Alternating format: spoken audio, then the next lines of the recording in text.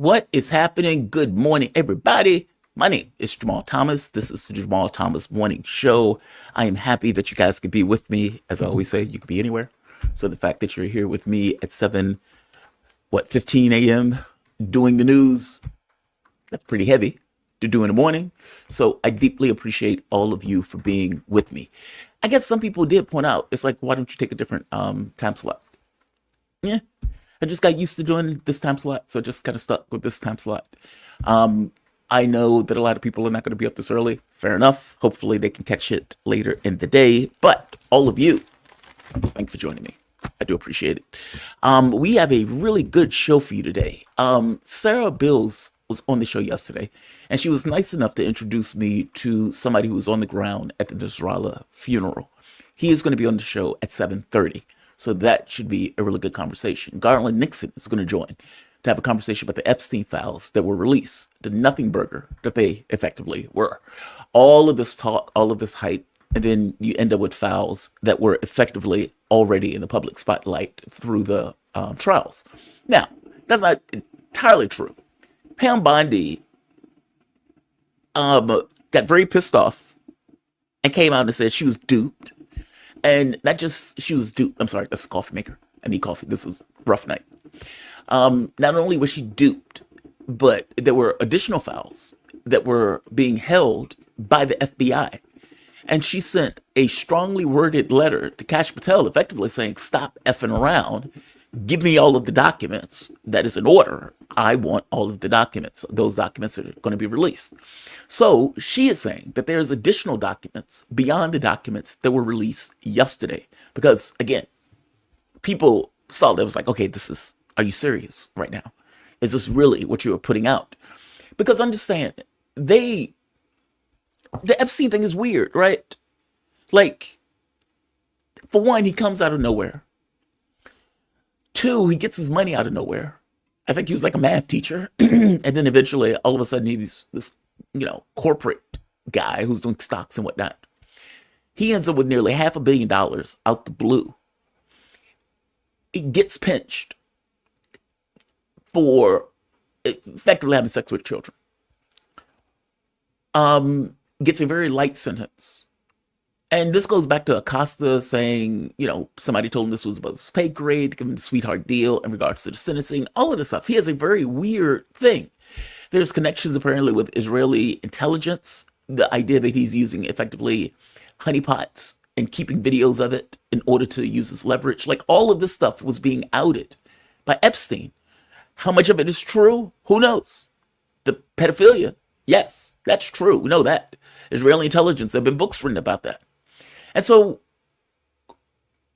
it was presented to us that he was this apex pedophile that even went so far as to have an Allen. All right, fair enough. You arrest him for that. You pinch him for that. Again, fair enough. Fair enough. And then he offs himself in prison, supposedly. I don't believe he offed himself. I think he was killed, but whatever. I mean, all of this stuff was weird, right? 2 guards. He apparently tried to commit suicide. That was that. After he tried to commit suicide, in a room with, what is this guy named? Taglioni, I believe. This massive former cop that had 4 bodies buried in his backyard and apparently had a cell phone in his cell as contraband. Taglioni said, well, I woke up and he was just there. He was trying to kill himself. And he's like, you didn't hear him do that? You slept through a man trying to off himself? I'm a hard sleeper, yes. Okay, so then they put him in suicide watch. All right, ostensibly in suicide watch, he's going to be watched because, he tried to commit suicide. We don't want him to do that. We want him to pay the piper, not leave this physical frame. We want him here. 2 security guards are apparently narcoleptic. They fall asleep. The security camera that is supposedly looking at that area is down. And he supposedly offs himself. Okay, I am highly skeptical of that, but whatever. Even if that's true, you said he was an apex pedophile. You said he had an Allen. That would indicate Johns. That would indicate people that were with him as he went about doing this to these kids. Where are they? It's that. It's that part. Where are they? If he is indeed what you say he is, then there should be a string of people associated with him in criminality. Where are those people? Why are you hiding the ball? That's the question. That is the thing that is pissing off MAGA right now. That is the thing that is pissing off people like me who are like, I want the fouls. Where are the Johns? I have been asking where are the Johns going back for the last 5 years. Well, since this broke the news. Where are the Johns? How does he die and it just goes away? How does that work? If indeed he is what you say he is. So when Pam Bondi releases this, people have this expectation. All right, we're going to see the Johns. We're going to get the names. We're going to figure out who are the criminals. And then Bondi releases effectively what had already been in the public spotlight. So yeah, you can imagine a lot of people are not happy about this release. They feel like they were effectively just had.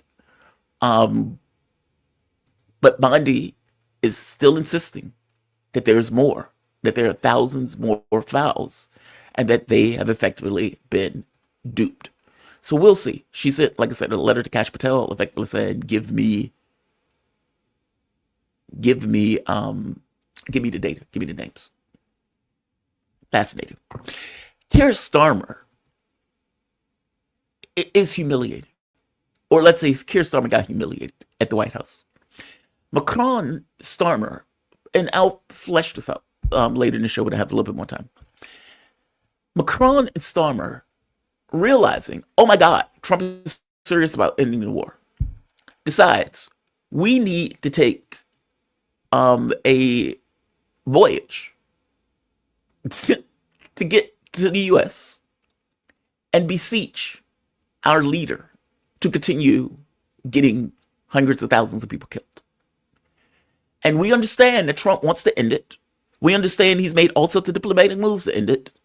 But our radical charisma and our conversation capability would be enough to get Trump to change his mind. Okay, right off the bat, this is nonsense. But European leaders, they have the European thing going in regards to ego and inflated sense of self that is not in any way representative of reality. And so they've made this passage, this voyage, this what is it called? Oh, what is it called? The Mecca. There's a term I'm looking for that is on the tip of my tongue that I can't necessarily get out. But whatever. They've decided we are going to make this voyage, passage to the U.S. in order to change Trump's mind. Macron comes in first, gets nothing. The Political article points out Macron got nothing. Trump just gave him an ear to listen to without giving him anything. What they want is a potential backstop by the United States military in Europe if they send in European troops under the guise of being peacekeepers. Now, this obviously would draw the U.S. directly into a conflict with Russia. They continue to go with this idea that if the U.S. is involved, Russia wouldn't dare go after our troops.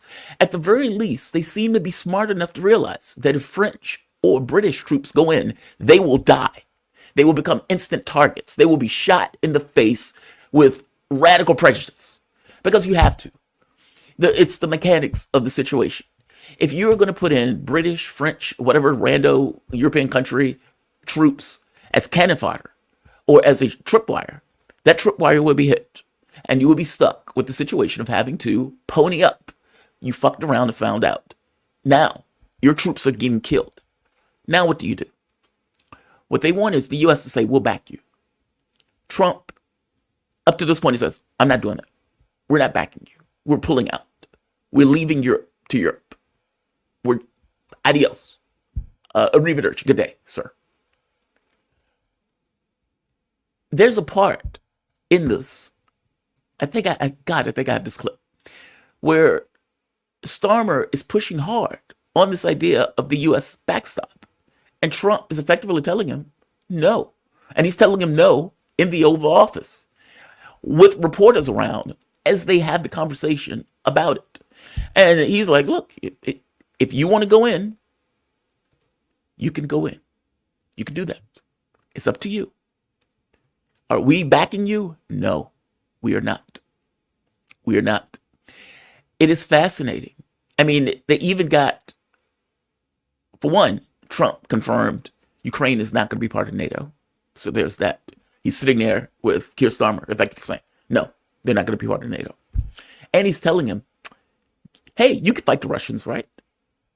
You can fight the Russians. And Starmer, in a moment of complete honesty, because he was taken off guard, pauses.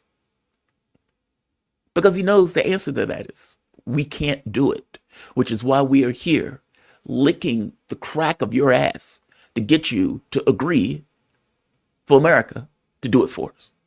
It is fascinating. All of these gang of idiots that are lined up begging Trump for it, left with nothing. In fact, it was worse than that. Is it Estonia? What is it? Kalis? I believe that's her name. Kajas. It starts with a K. She gets, Kaja Kalis. She doesn't even get a meeting. Rubio cancels her meeting at the last minute. Nope, no point in this. You have no power. You don't matter. Sorry. I'm not meeting you. So Rubio blows off that meeting entirely. So the gang of idiots from Europe that have come to the US to beseech Trump to get further ensconced into the Ukraine war, they leave completely empty-handed. And maybe you could say less than empty-handed if you want to add in the humiliation associated with them dragging their ass across the Atlantic to be told no. Fascinating. Just completely fascinating. Here's another one. They ask, hey, were you able to convince Trump to not put tariffs on the UK? And the room starts laughing. And the answer is no. He did not convince me to not put tariffs on the UK. Like, some of this stuff is just fascinating. Keep in mind also, David Lammy. Lammy is the black guy in the British government under Starmer. When Trump was running in the election, Lammy was trashing Trump completely. Lammy's lard ass is in that meeting, knowing full well that he put out those tweets and information trashing Trump. It is fascinating. It is fascinating, but it is a lesson in humiliation, to put it mildly. I want to bring in my guests. I am joined with, there we are. I'm joined with, and I don't want to make sure I get this name right, Barut Mohar. Am I getting that right? Borut, yeah. Borut Mahar, thank you. He is a Slovenian geopolitical analyst and co-founder and creative director at DD Geopolitics. You guys have some good people at DD Geopolitics, so I deeply appreciate you joining me in this. How are you doing this Thank morning? you. Well, it's not morning. Morning. How are you doing today? Oh, great. Thank you. Thank you. Thanks for inviting me.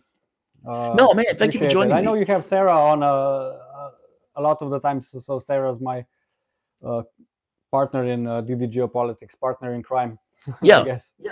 no, man, she's good people. She's good people. She's easy to talk to. She knows her stuff. I always appreciate her joining me. So thank you for this. She pointed out that you were at Hassan Nasrallah's funeral. Yeah. Give me the feel of what was taking place on the ground at that funeral. From my understanding, it was massive undertaking. Fortunately, nothing happened. There were no terrorist events or anything like that. There was no military attacks. Um, Give me your sense of that funeral. Yeah. So we went. I was there. I was in Lebanon for basically most of the week. Uh, the main point of the trip was obviously to attend Said Hassan Nasrallah's funeral. So as far as funeral goes, it's something I will never forget. Like the energy, the amount of people, ridiculous. So let's say I would say over 100,000 people in the stadium. They say around 1.4 million altogether. So around the stadium, all the streets were closed. As far as like energy, I would say definitely something to experience. The energy was through the roof. As looking at it as like a geopolitical analyst, I would say Hmm. it was more like a political rally. Um, let's say it was like a referendum or some sorts, or for Hezbollah, right? Because and obviously they passed big time, because the amount of people that were there support, you have to realize is Hezbollah and their supporters aren't really like centralized, aren't really organized. Yeah. People just came from all around Beirut, all around Lebanon, and all around the world, actually. Of course, people you would expect to be there weren't there. Some big Arab states, Gulf states especially, their people didn't attend. But as far as the funeral goes, and the energy was ridiculous. Of course, there was an incident. You might have heard with the Israeli jets. They did 2 flyovers. Yeah. They bragged about that they were the same jets that took out Hassan Nasrallah. But I guess Oh, that that's interesting. Oof. from the ground, I would say that PR stunt failed miserably, because people just got fired up. Like, I would say that the attendees of the funeral just outroared the jets. But it was quite a tense situation. So, you know, maybe looking at it from like a security point of view, or taking emotion out of it, like, because Mhm. obviously we're analysts. We had some American. Our crew was mixed, so we had some Americans, some pretty big names, influencers in geopolitics, and especially in the Middle East. We had Russian reporters with us, Russian military analysts, and it was quite a tense few minutes, let's say, after the first flyover, because it really happened so fast, you didn't know what was going on. Obviously, Also, we saw the I would jets. imagine they didn't know if they were going to attack either. I mean, Yeah, Israel but is like, not necessarily the most, passive. that's what you think about. Yeah. I think because everything, there were a few different ideas circling around. So I personally didn't think they would attack. Like, I know Israel has no problems Killing. with killing, or they could probably get an excuse. Okay, some next Hezbollah leader, because like, there was supposed to be a speech, I guess. There was a speech, but it was recorded and played. So from the new Hezbollah leader, Oh, but he didn't show up. Oh, he didn't show up. it was such. Interesting. I think it was only on the screen. So like, some people thought that they could use that as an excuse to bomb. I Right. personally didn't think they would bomb. Like, even for Israel, that would be ridiculous. I don't know how you could excuse that. Um, but of course, it was tense. Like, my concern was, maybe this is idea is to cause panic, because you have like the stadium holds like 60,000 people. You have over 100,000 people inside the stadium. You have over a million outside. You could cause Wow. a stampede, a panic. A lot of people would die just from panic, but that didn't happen. But like, between the first flyover and the second, like, we had some American colleagues saying, "Oh man, you think they're gonna bomb?" We were like, I was like, I don't think they're gonna bomb, but you never know. So the second flyover was, at that point, the stadium started not really to empty, because the event was over. So Yeah. there Let was me less ask you people, this. but The speeches. I am super curious about the speeches because I would imagine speeches are going to give some context on the life of Nasrallah, but also on how they view Nasrallah and his significance and relevance in Hezbollah, in the region, and in liberation resistance. definitely. What? I mean, Give me your take on those speeches. Like, what was the thing that sticks with you when you're listening to one of the speakers or what they are so trying I to would say, I communicate? don't speak Arabic, so and also, like, the noise was so, like, the noise at the stadium was so light. I sent you a video on Telegram, like, if you want to share it, Sure. just to get a vibe of the stadium. Um, you couldn't really hear much of the speeches. I mean, the energy, and it got people pumped up. It got, I mean, and at some point, it got really sad. But I couldn't tell you like what the speeches was about. I would just say it was like a test for the resistance, because a lot of people are saying now, okay, the resistance is done. After the pager attack, after the Syed Hassan Nasrallah got bombed, we can talk about that as well, because we visited the location.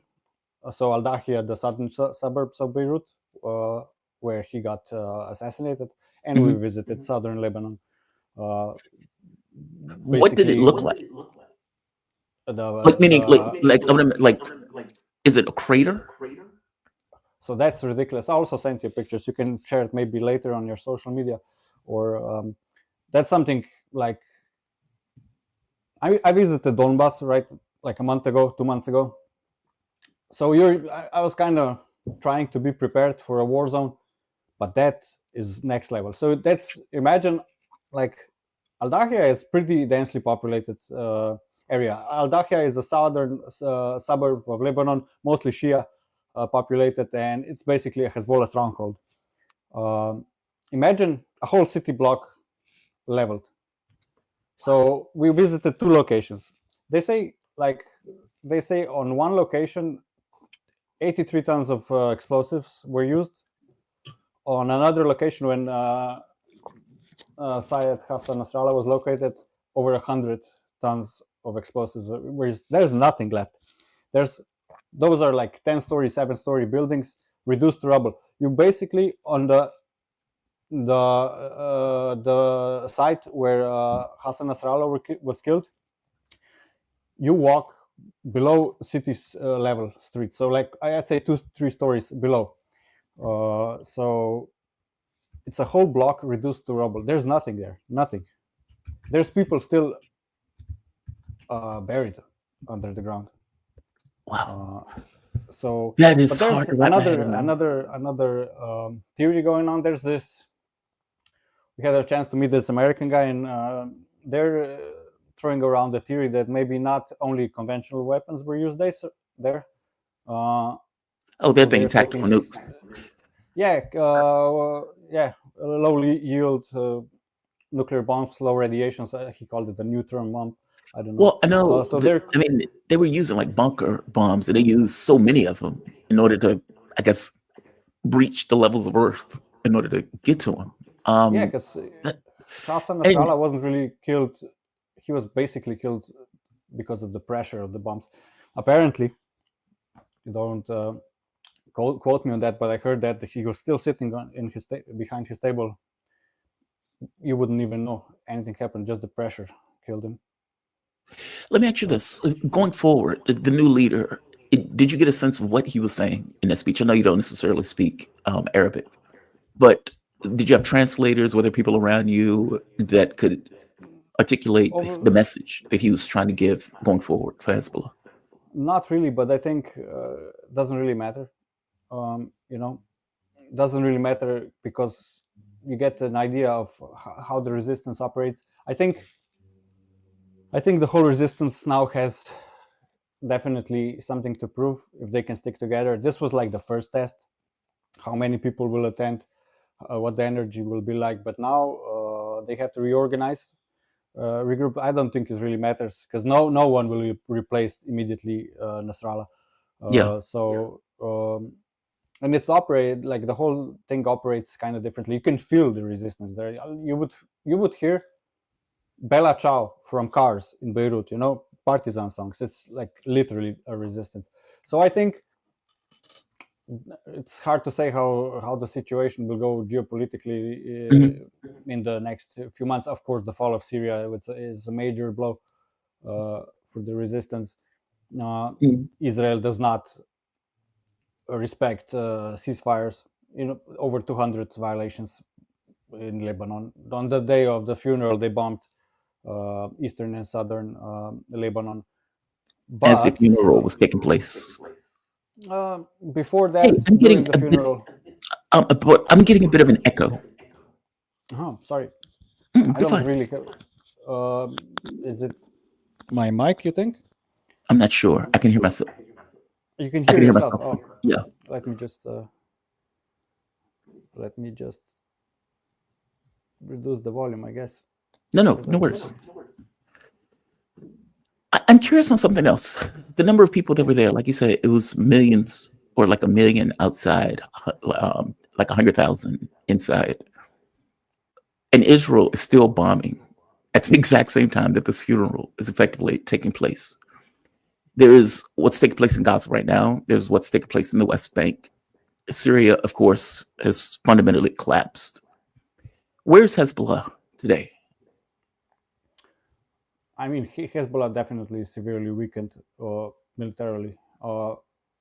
That operation, the pager operation, the assassination operation, I would say they are severely weakened. But like I said, now, like, they passed the first test, in my opinion. Now it's time to regroup, time to assess the situation, and they need to fight back, because Israel won't wait. I think Israel will try every possible scenario to, like, ignite the conflict again. You can see it now in the West Bank. You can see the rhetoric from Trump. There's tensions on the border with Lebanon. So Hmm. there's obviously basically occupation of Syria going on, but no one talks about it. So Israel needs this, right? So Hezbollah militarily, I don't know. I don't have the numbers. It's hard to tell. It's a resistance movement. It's not. It's definitely different that following, like, let's say, Russia-Ukraine war, because you have peer-to-peer armies.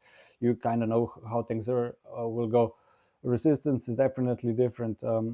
Hard to tell how many fighters they have left. There's definitely, in my opinion, major issues with equipment.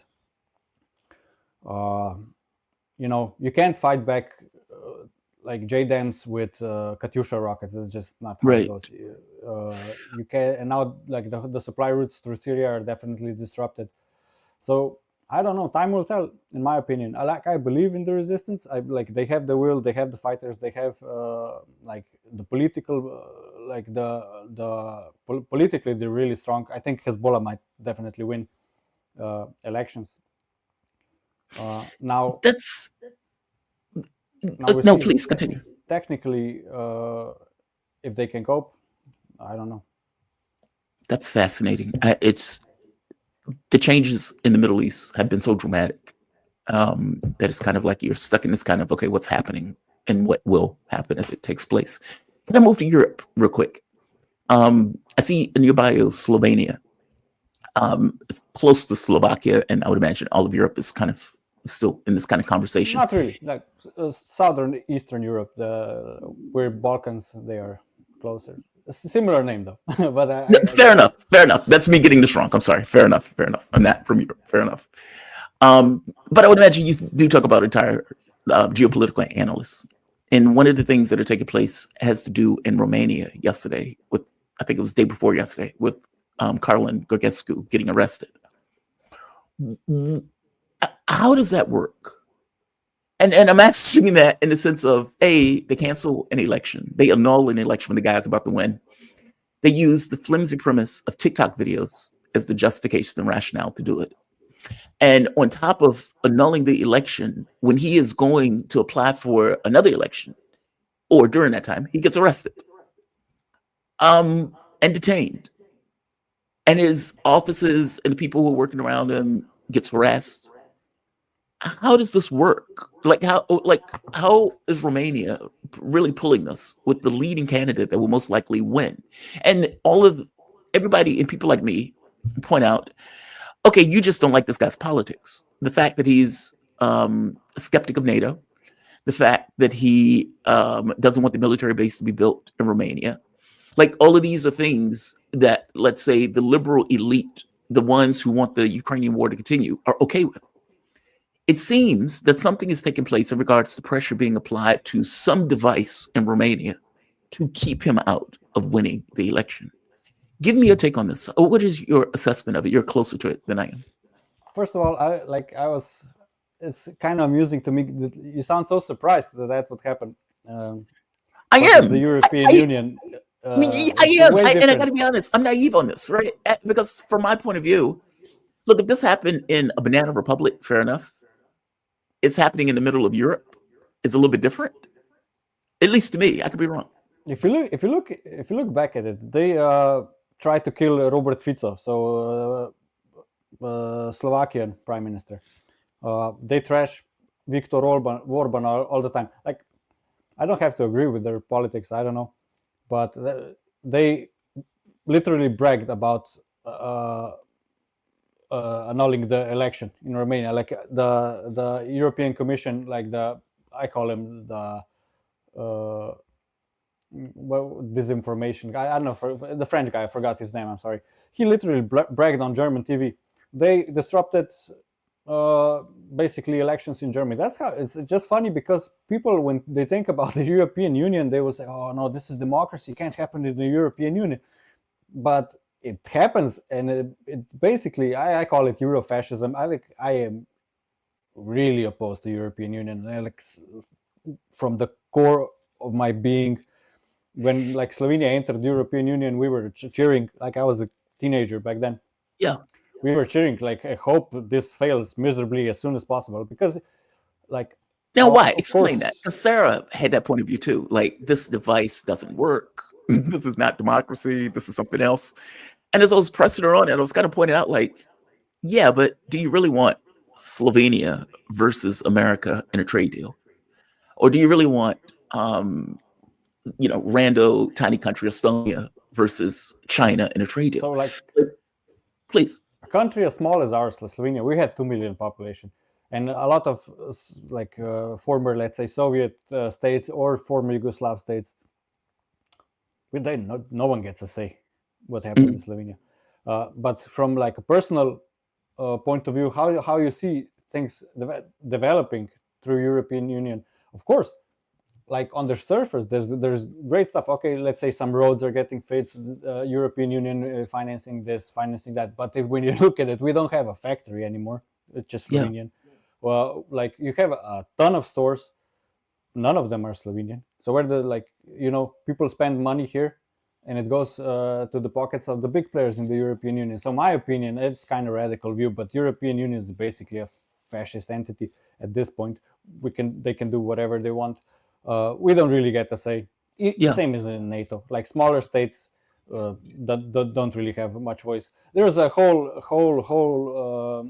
scenario when Trump started changing the rhetoric around Ukraine, and then the European Union started panicking.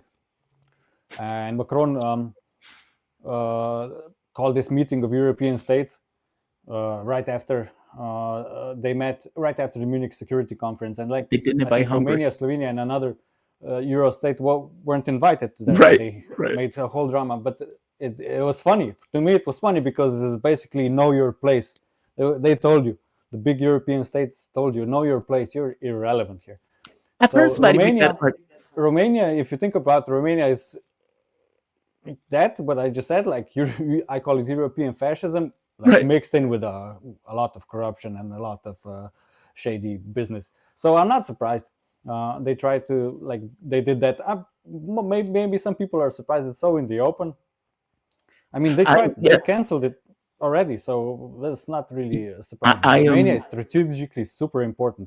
Black Sea, Yeah. uh, uh, NATO bases over there, like that's something the Western Empire really wants to hold on to um, in the future, Yeah. maybe for But countering Russia, that's, I whatever. mean, what Europe, what they don't get, or at the very least, they don't care about. Maybe they do get it, they just don't care.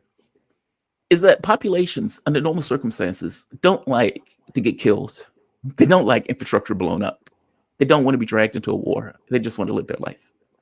And so when you get a candidate, if they want to call it far right, far left, like a Fico on the left, or Gorgetsku on the right, and Orban on the right, who is like, why are we doing this? The public listens to that and say, hey, that guy's right. Like, meaning whatever kooky other idea the person has, they hear that and says, why are we doing this? Why are we putting money into this? Why are we hurting our own right as a country, meaning our own point of view, our own interests? Why are we doing this? Why are we trying to position ourselves to a war with Russia? Do we really want to be another Ukraine? Like, that is the most rational take in the world. And so for them to cancel an election is like, we don't like this guy. Okay, but that guy has a rational take. Like, that guy has the take that the majority of the country actually has. And so to your point about Eurofascism, you're not entirely wrong, right? Like, if you're canceling an election, if you are trying to overthrow governments you don't like, Ukraine was one of those governments that they overthrew, that they didn't like. Georgia, they tried to overthrow. Um, that is something else other than democracy. And I got to be honest, it's shocking because of how surface it's become in a way that maybe in the past you can see it. So fair enough if I'm naive on this stuff. But that's a rational take. And for whatever reason, the rational take is not what is the prevailing norm in Europe. I've heard people make this argument that Germany went through two world wars only to finally take over all of Europe in an economic union. Um, I mean, is yeah, that the way you look at it? I mean, like it's like that. Effectively, the smaller states don't really get a say, and we are just kind of dragged along with whatever Germany, France, Italy does ostensibly. definitely. Yeah, definitely. You can see it. We have a saying here, like in a lot of smaller European states, Germany sneezes and we get pneumonia. Yeah, That's how like everything trickles down. Um, I'd say that's pretty good assessment.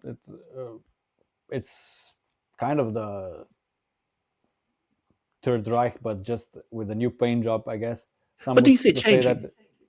And the Sorry. reason I ask that with the European elections, with the German elections, with the French elections, like there's clearly dissent, even within the bigger states.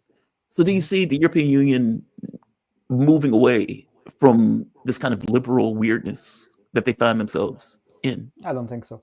I think, I mean, you have maybe in certain parts of Europe is so divided. Even like you can see it within Germany, the latest election. You'll see who Hmm. voted for AfD, who voted for the liberals. You will see it in the smaller states, maybe because of the history. There's really a lot of history.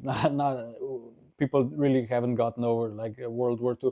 Even in smaller states, you'll see uh, like left versus right, or maybe in former Yugoslavian states, you'll see a lot of anti-communist versus, let's say, pro NATO liberal divide. It just Yeah. changes from like every 4 years. I think there's not really a solution for the European Union at the moment, except for falling apart, like which is something I support. And Or yeah, or there's another option. Keep in mind the entire point. Like, look, you would know this better than me. I don't live there. The EU was supposed to be an economic union. I mean, and even in the very beginning of it, they understood that it wasn't going to work well, and that they would have to federalize. They would have to become almost like states. But nobody was going to accept it in the premise. Like, meaning nobody was going to start off saying, "Okay, let's be the United States of Europe." And so they were like, "Okay, let's create a union, and let's forcibly, through just the contradictions of the union and to the things and the points that you're making, where they forcibly come together in order to just keep the union together, in order to make it work." Um, it's one or the other. Either Europe is going to have to become something else, where these states, I mean, these countries are going to be more like states, or it's going to fall apart. Where do you think it's going to go?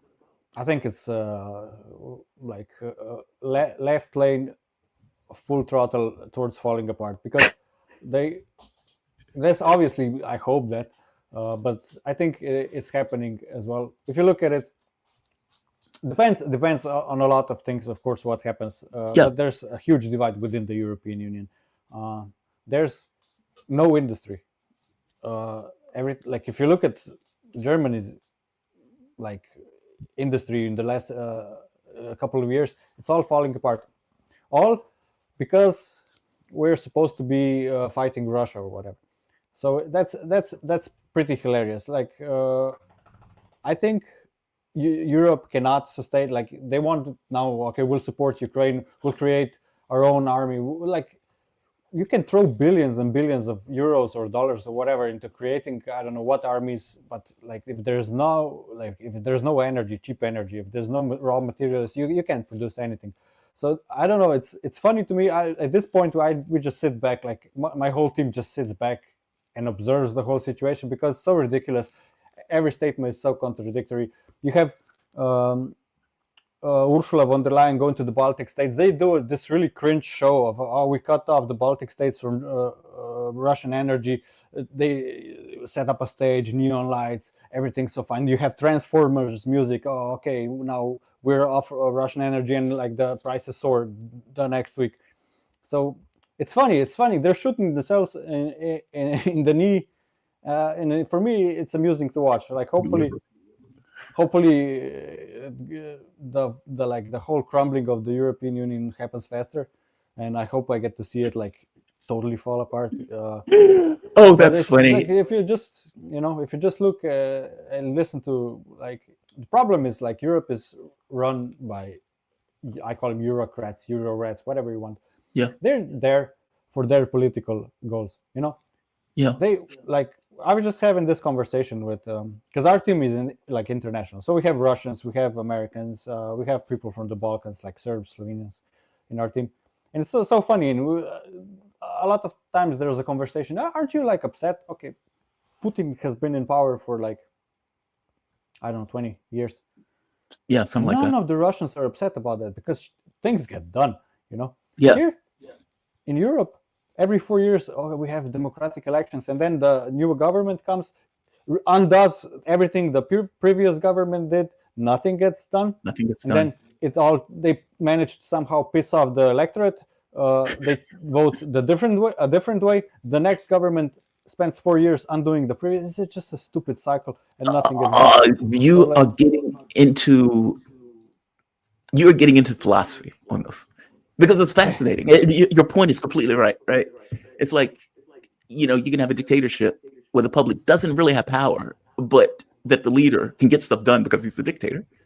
And I'm not saying Putin's a dictator. I'm just pointing out he's been in power for a very long time. So there's a coherent take in regards to where the government goes and what the government is doing. Or you can have a democracy where the public chooses, and all sorts of problems and contradictions come to the fact that the public can choose bad things. Like the public can be incoherent. Like I you mean, can get yeah, a public and political leaders who leverage the fact that the public is incoherent to get in power without really getting anything done. We are 35, $36 trillion in debt in the United States. We don't have bridges are crumbling. We don't have high speed rail. We don't have hypersonic missiles. Like you think of the stuff that you would think that you spend $36 trillion that you may get, we don't have. And yet you get somewhere like Russia and China where there's a coherent process of thought in regards to where they want to go with their countries that takes place over the course of decades. No, you're mhm. right. It's just I just don't know an answer to it. I don't know an No, answer. it's there's no, I don't know. Like there's Yeah. nothing we can do about it anyway. So I just sit back and wait. Like I said, I mean, hopefully no one is that stupid to go to war with Russia. They I don't know. obviously somebody is. Keir Starmer is here in the United States begging, licking Donald Trump's asshole to try to get him to give a military backstop in Ukraine Yeah, right now. he was With also that, put in his place real quick by Trump yesterday when he asked him, "Can you fight Russia alone?"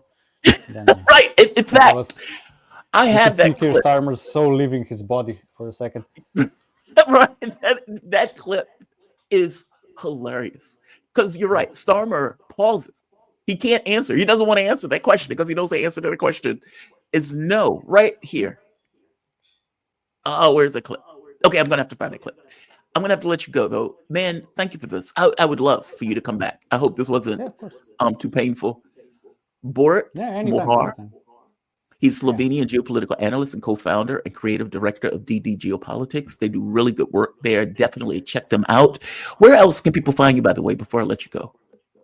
I mean, DD Geopolitics, we're present mostly on Telegram. If Telegram is like if you want breaking news, Yeah, uh, Twitter, of course, Substack if you like more long form articles.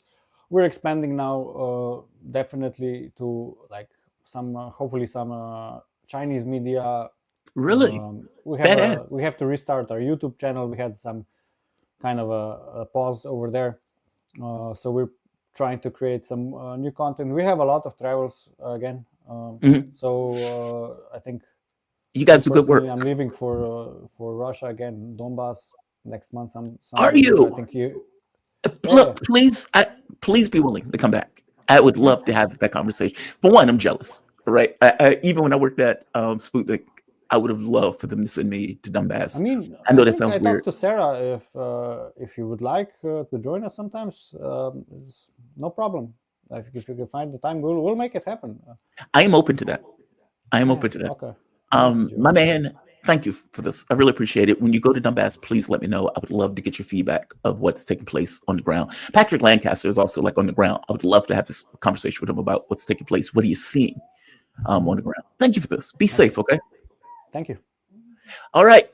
I am going to go to my man of the hour, Garland Nixon. Garland Nixon is a political analyst. He also has a show on YouTube, Garland Nixon. Check him out. He has some damn good interviews, one of which that YouTube effed him on big time. I'm going to get, in fact, let's get, how you doing first? Before fantastic. Fantastic. Doing great. Good, man. Thank you for this. I really appreciate you joining me on this. Before we start, I brought you on to talk about the Epstein files. You used to be a cop in your former life. And so I thought that the files being released by the FBI coincides on some level with potential ramifications of those files being released. And then the files were released and people were like, are you serious right now? Before we get to that, though, what happened on your channel recently on YouTube? A video with you, Scott Ritter, and I forget the other guy's name. Andrei Martyanov. Both of which often show up on Dialogue Works, I believe it's called, with Nima. Meaning that there's usually no issue with their points of view and the things that they say. And it's not like they're saying something dramatically different. It's not like Ritter comes on the show and is like, Nazis are fantastic, right? Ritter is going to give his take. The other gentleman is going to give his take. They've given their take on other shows. No issue. You bring both onto your show, and apparently the weight of their commentary is too much for YouTube, in which case they eliminate the video. They just remove the video. Yep. And as anybody who's on YouTube who does like news and has run afoul of YouTube, they would say, you breached our community guidelines. And he was like, okay, what community guideline did I breach? And they would say, well, you need to read all 50 pages of the guideline and figure it out. And you need to fix your videos because there could be consequences later on if you don't. But the entirety of your video history. People don't realize how frustrating it is when you're dealing with a faceless entity and there's no person that you engage with, no person that you talk to, and they do stuff like this and you're left without real recourse. Explain what happened on this. I'm sorry, I'm bigfooting you in this, but no problem. Yeah. Well, I've had those guys on probably 15 or 20 times, at least 10, I say 10 to 15 times, at least minimum. And we just talk about, they're both Scott, military men. Andre was in the Soviet Union military, highly trained. He's written a lot of books, all kinds of math and engineering, really the science of war kind of stuff. And I would say you could say both of those guys, which you could say are pro-Russian guys, very Russophile, positive Russian, love the Russian culture. Okay. And then it's up overnight. It got like 12,000 views in 8 or 10 hours. And then boom. And I get something that says it for violating community guidelines, but they never said what. And then it said, you can appeal. I clicked an appeal. And like within minutes, something comes back. But sorry, it's gone forever. And I just like send everybody over to Rumble because it's been on Rumble. But which leads me to believe, I think it's we discussed Europe and the problems they're having and a lot about what's going to happen with the mineral resource, all that kind of crap, right? Yeah. Something in there they really didn't like. And they were like, oh, crap, we can't have them saying that. Oh my God, no, quick, kill it. It was obvious that there was something that was spoken. We probably won't know what. We'll probably never know what. That's so frustrating. But you know what that made me immediately think? JD Vance, he's going to Europe like, hey, you guys are censoring. We ain't doing that stuff anymore. Except if you're like, have a Palestinian rights thing on a campus. Then you'll probably be beaten and dragged away and called a terrorist supporter. Or, of course, maybe you say something on YouTube they don't like. So the reality is JD Vance, everything he said was right. But there's a certain level of hypocrisy because we have to pretend that all censorship is gone. But it isn't real. It's like the ruling elite people here are like, well, as long as censorship is mostly gone, except for the things that we really care about, we'll pretend it's completely gone, and you're supposed to pretend it's completely gone too. It's that part, right? Like it's this idea of, because what liberals will say is, no, we believe in free speech. And then it's like, but free speech needs to be within certain bounds. They would say something like that, right? Like, we agree upon the boundaries and everything else, and we can call this free speech. And anything beyond these boundaries, not so much. Like, we don't accept the stuff beyond the boundary, but the things that we agree upon is fair game. Speaking of that, and I'm glad you brought that up, JD Vance, Keir Starmer got utterly humiliated at the White House. This entire thing was a clown show. And A, him and Macron didn't get what they wanted, so there's that. B, Starmer has the charisma of a damp rag. I mean, he is utterly detestable as a person to come across. He comes across as arrogant. He has no charisma associated with him. Macron, at the very least, has I don't know, a suave, something about him, right? He comes across like a slick banker in a sense. Starmer does not have that. Whatever that is, he does not have that. And so even though Macron will leave, he doesn't look ridiculous in the way that a Starmer looks ridiculous. I hope that makes sense in Oval Office meetings. Macron has a savoir-faire, as I call it. Yeah. Right. So JD Vance continues to humiliate Europe to their face with Starmer in this meeting bringing up the issue of free speech. Listen to what he says here. And again, this is not Epstein. I swear I'm going to move to Epstein. Since we're talking about censorship. I said what I said, which is that we do have, of course, a special relationship with our friends in the UK and also with some of our European allies. But we also know that there have been infringements on free speech that actually affect not just the British. Of course, what the British do in their own country is up to them, but also affect American technology companies and by extension, American citizens. So that is something that we'll talk about today at lunch. We've had free speech for a very, very long time in the United Kingdom, and it will last for a very, very long time. Well, no, I mean, certainly we wouldn't want to reach across US citizens, and we don't, and that's absolutely right. But in relation to free speech in the UK, I'm very proud of our history there. Now, keep in mind, the UK does not have free speech. They do not have a First Amendment. They have D-notices that they can apply to their media in order to shut media down on various stories. The Steele report is a really good example of that. The spy, one of the spooks that was in that report, Brits did not want aired, in which case they put a notice saying, don't air this. It just so happened that it came out before the D-notice came out. They do not have a free press in the way that they're talking about it. And the BBC is an absurd propaganda outlet. There was even reports coming out of the BBC talking about how biased and how much propaganda they were putting out in favor of Israel. So this is nonsense, right? Now, obviously, JD Vance is talking about Musk. He's talking about like, hey, man, you're doing stuff to Twitter. We don't like that.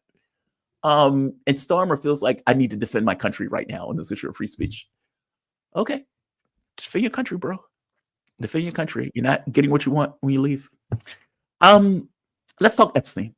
Let's talk Epstein. If I have a comment real quick on that. Oh, please. Please do. If you really think about it, since clearly that free speech in Europe is a joke right now, there are totalitarian crackdowns on anybody that says anything. I mean, but as I just Richard Matters.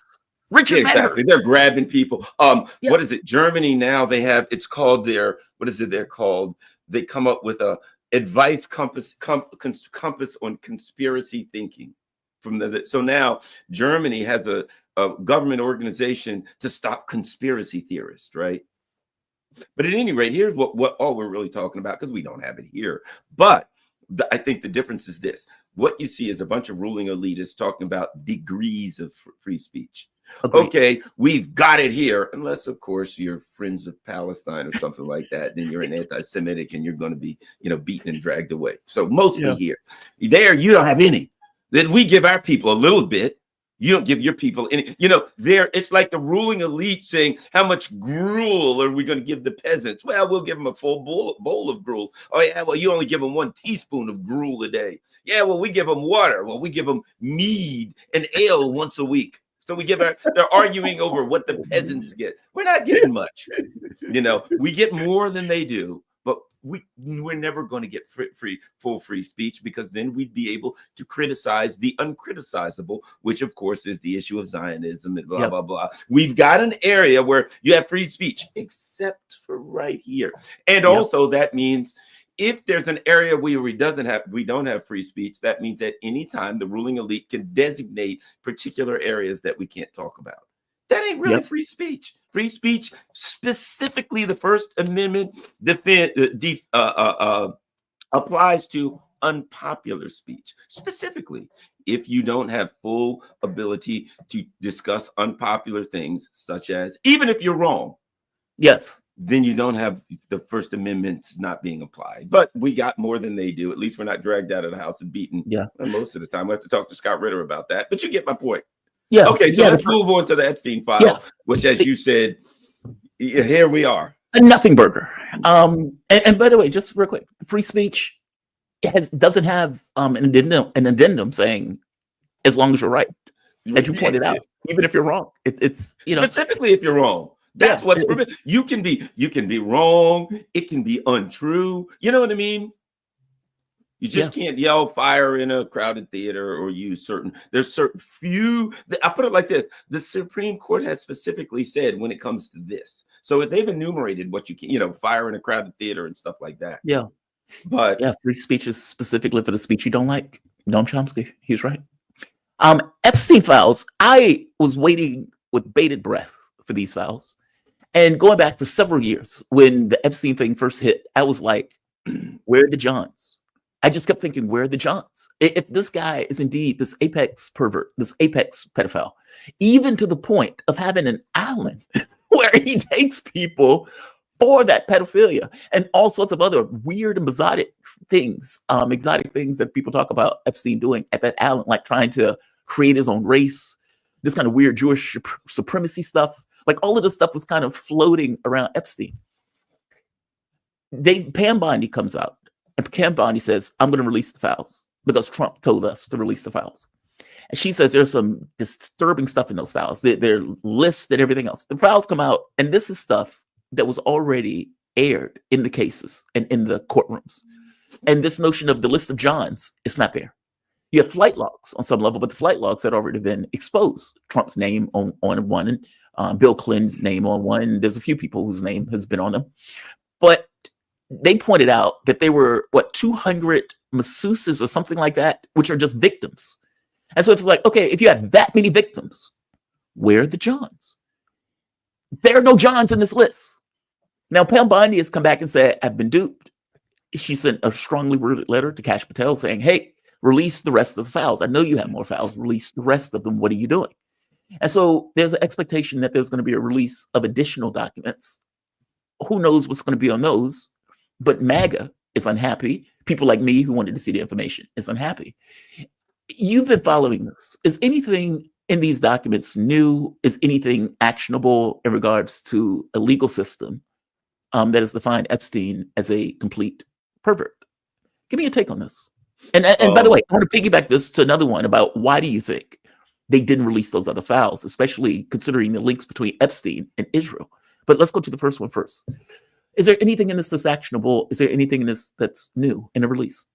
I think you just answered the whole question with your last comment. The ties between this, what is obvious if you study this, if you look at like all Whitney Webb's work and a lot of people who have worked on this, it becomes blatantly obvious that this was a intelligence operation, that this had nothing to do, that these things have happened in the past and they're going to happen again. They're probably continually going on, but this was an intelligence operation that was joint, it appears to me, MI6, CIA, Mossad. I went to the Virgin Islands, I've been to the Virgin Islands, and more than once, and I've seen Epstein Island myself. But what's noticeable about the Virgin Islands is you're sitting there right there. Here's the U.S. Virgin Islands, and there's the British Virgin Islands. If you were a good swimmer, you could probably swim from one to the other. If not, you could like kayak on a good day. I mean, it's nowhere between the two. So you realize, I think they specifically chose that island in the Virgin Islands because it's a place where the United States and the British borders are side by side. And you can take people from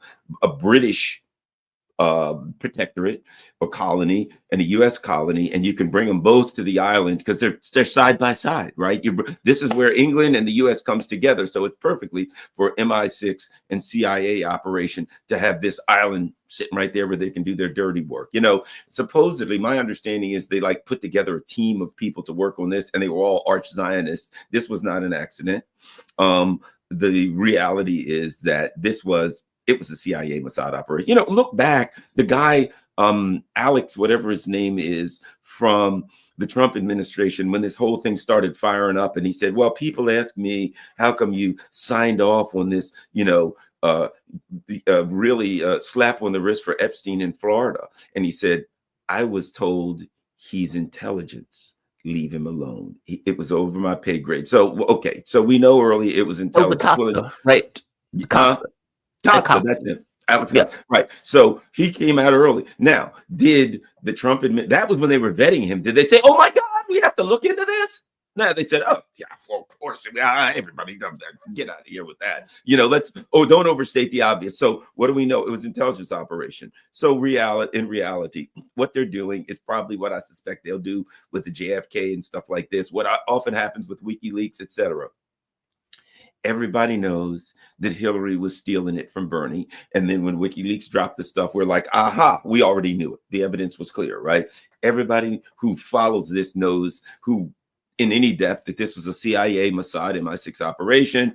And so now they just can't come out and admit that. And imagine admitting that your government was involved in child trafficking, child sex trafficking, you know what I mean? Underage girls and God knows boys, whatever else, that your government was involved in and knew it, pushed it, that your government then, was involved in taking pictures of blackmailing people. Even think about this, blackmailing international figures for their geopolitical strategic concerns. So it's dirty to the core. We all know what it really is in our hearts and minds, but they can never release that. So we'll play this game. And as I always say, oftentimes in the government, there's a pillow fight, and they want us to think it's a knife fight. So we'll be, Pam Bondi sent a strongly worded document to Kash Patel. You better send us that. Yeah, right. It was like there was nothing ever sent. If there was, then the game will be played. They'll pretend that they're fighting over it. And they can't release the stuff. We already know it. The fact that Acosta said it was intelligence, what does that mean? That means it was intelligence. Everybody knows it was intelligence. Come on. Yeah, he said it was above his pay grade. He was like, I was told to get rid of this case. It was above his pay grade. And the article that I was putting out, like, it was, I don't want to say well known, but at the very least, it was written about that there were connections between Jeffrey Epstein and Israeli intelligence, that they were effectively using this, and the fact that he was a pedophile, and getting, let's say, video, getting footage, getting evidence that you could effectively use against your targets, of whatever that target was in regards to the intelligence itself. It says numerous sources, including former Israeli intelligence officials, believe the convicted child sex offender may have likely been operating a honey trap scheme to blackmail prominent figures. The belief that convicted sex offender and former American financier Jeffrey Epstein and his girlfriend Ghislaine Maxwell were spies continues to gain weight after numerous testimonies from former Israeli intelligence officials and multiple reports. Now, the issue with this, right, is where's the evidence? Like, it keeps coming up. If I'm not mistaken, there were even books written on Epstein and his association with Israel. Share that document that I just. Oh, please. Okay, Ghislaine Maxwell. Yes. Ghislaine Maxwell was Jeffrey Epstein's assistant partner in crime. This is her father, right here. Robert Maxwell, Israel's super spy. This was her father. So come on, the woman's father was literally an Israeli spy, and everybody who knows about intelligence understands that. How often CIA, the mother, the father, the brother, the family is involved. So clearly, Ghislaine Maxwell's father was Israeli spy. Everybody involved, we're Jewish, we're Zionists, we're connected to Israel. The connections to Israel are nonstop. Might I add, we're told that Jeffrey Epstein was some rich financier, but we can never find where he made $1. We can never find a place where he made a penny. He had like $500 million. And unlimited money. Like, where did this money come from? Yeah, unlimited. There was no limit to his money. Island compounds in New Mexico, unthinkably expensive homes and mansions anywhere you name. There was no limit to his money. He contributed money to universities, to science projects. He knew anybody everybody. There was no limit to his money. There was no limit to his access. But he never worked and made a dime in his life. And his so-called girlfriend assistant's father was one of the biggest, Israel's greatest spies in history. Yeah. It's so clearly obvious what was going on there. So we're just going to watch a game. Anybody who thinks that this is coming out or information is going to come out that's going to that's going to bring out the truth is extremely naive about international politics. No, that's the rub, right? I mean, because Bondi is supposed to release thousands of additional documents that she said were being hidden by the Justice Department. And like you said, she sends a strongly worded letter to Kash Patel, which is funny to me because all of these people are supposed to be in the same administration working on the same page. What is your expectation of the information coming out today? And we can close it on this. I don't want to keep you long today. What's the expectation, or do you have any expectations? Nah, I mean, because of the sensitive nature of the issue, I have none whatsoever. This is just going to be an attempt to give us the appearance that something is there. Maybe they'll find something juicy. If they find something juicy, the most it'll be is, and you know how they often do this in politics, I'll give you something that makes one of my enemies look bad. You know, something I don't already like. So I always, if there's a country, I don't know, maybe they'll find something to point to China or North Korea, or maybe Iran, perhaps. I don't know. You know what I mean? If they can find something, or maybe somebody's political enemy. I mean, Robert Maxwell, this same guy, he had a lawyer, the last guy to talk to him before he died in a very mysterious way, right? As spies tend to do. His lawyer was Tony Blinken's stepfather. Robert Maxwell, Israel super spy. His lawyer was Tony Blinken's stepfather. Tony Blinken was an Israeli spy. Come on. But at any rate, so that's where we are. I don't see anything coming from this. They can't come out and say, yes, the U.S. government was involved in child trafficking, child sex trafficking, and all kinds of illegal activities, just so we could blackmail people to go along with our foreign policy in Israel's. Certainly. No, they can't do that and won't. That would be impolite. We already know it. We already know it. Yeah, that would be pretty impolite if the U.S. government came out and said something like that. One last question on this. Sure. If Bondi did release names, would they be actionable for prosecution? Like, meaning would the Justice Department be able, because it is so weird to me. The Johns thing is the weirdest thing in the world to me. Like, I remember having this conversation on air with, I think, Brave. I was talking to Brave. And we were kind of going back on this thing of like, okay, if this guy is what they say he is, and he has all of the victims that they say he has, and he himself is not the only one that's victimizing them, meaning if it's indeed a honey trap, if he's indeed bringing people on, why don't they have these people if they know these people exist? It's the Al Sharpton argument. If George Bush knows that there's weapons of mass destruction in Iraq, why can't George Bush just go to the weapons of mass destruction that are there, that George Bush says he knows where they are? Meaning, you clearly don't know, because if you did, you would just go to the place and get those things. If they indeed are saying that this guy is who they say he is, then there should be all sorts of Johns associated with it that they should be able to identify and know. And they don't. Like, it's weird. It's strange to me.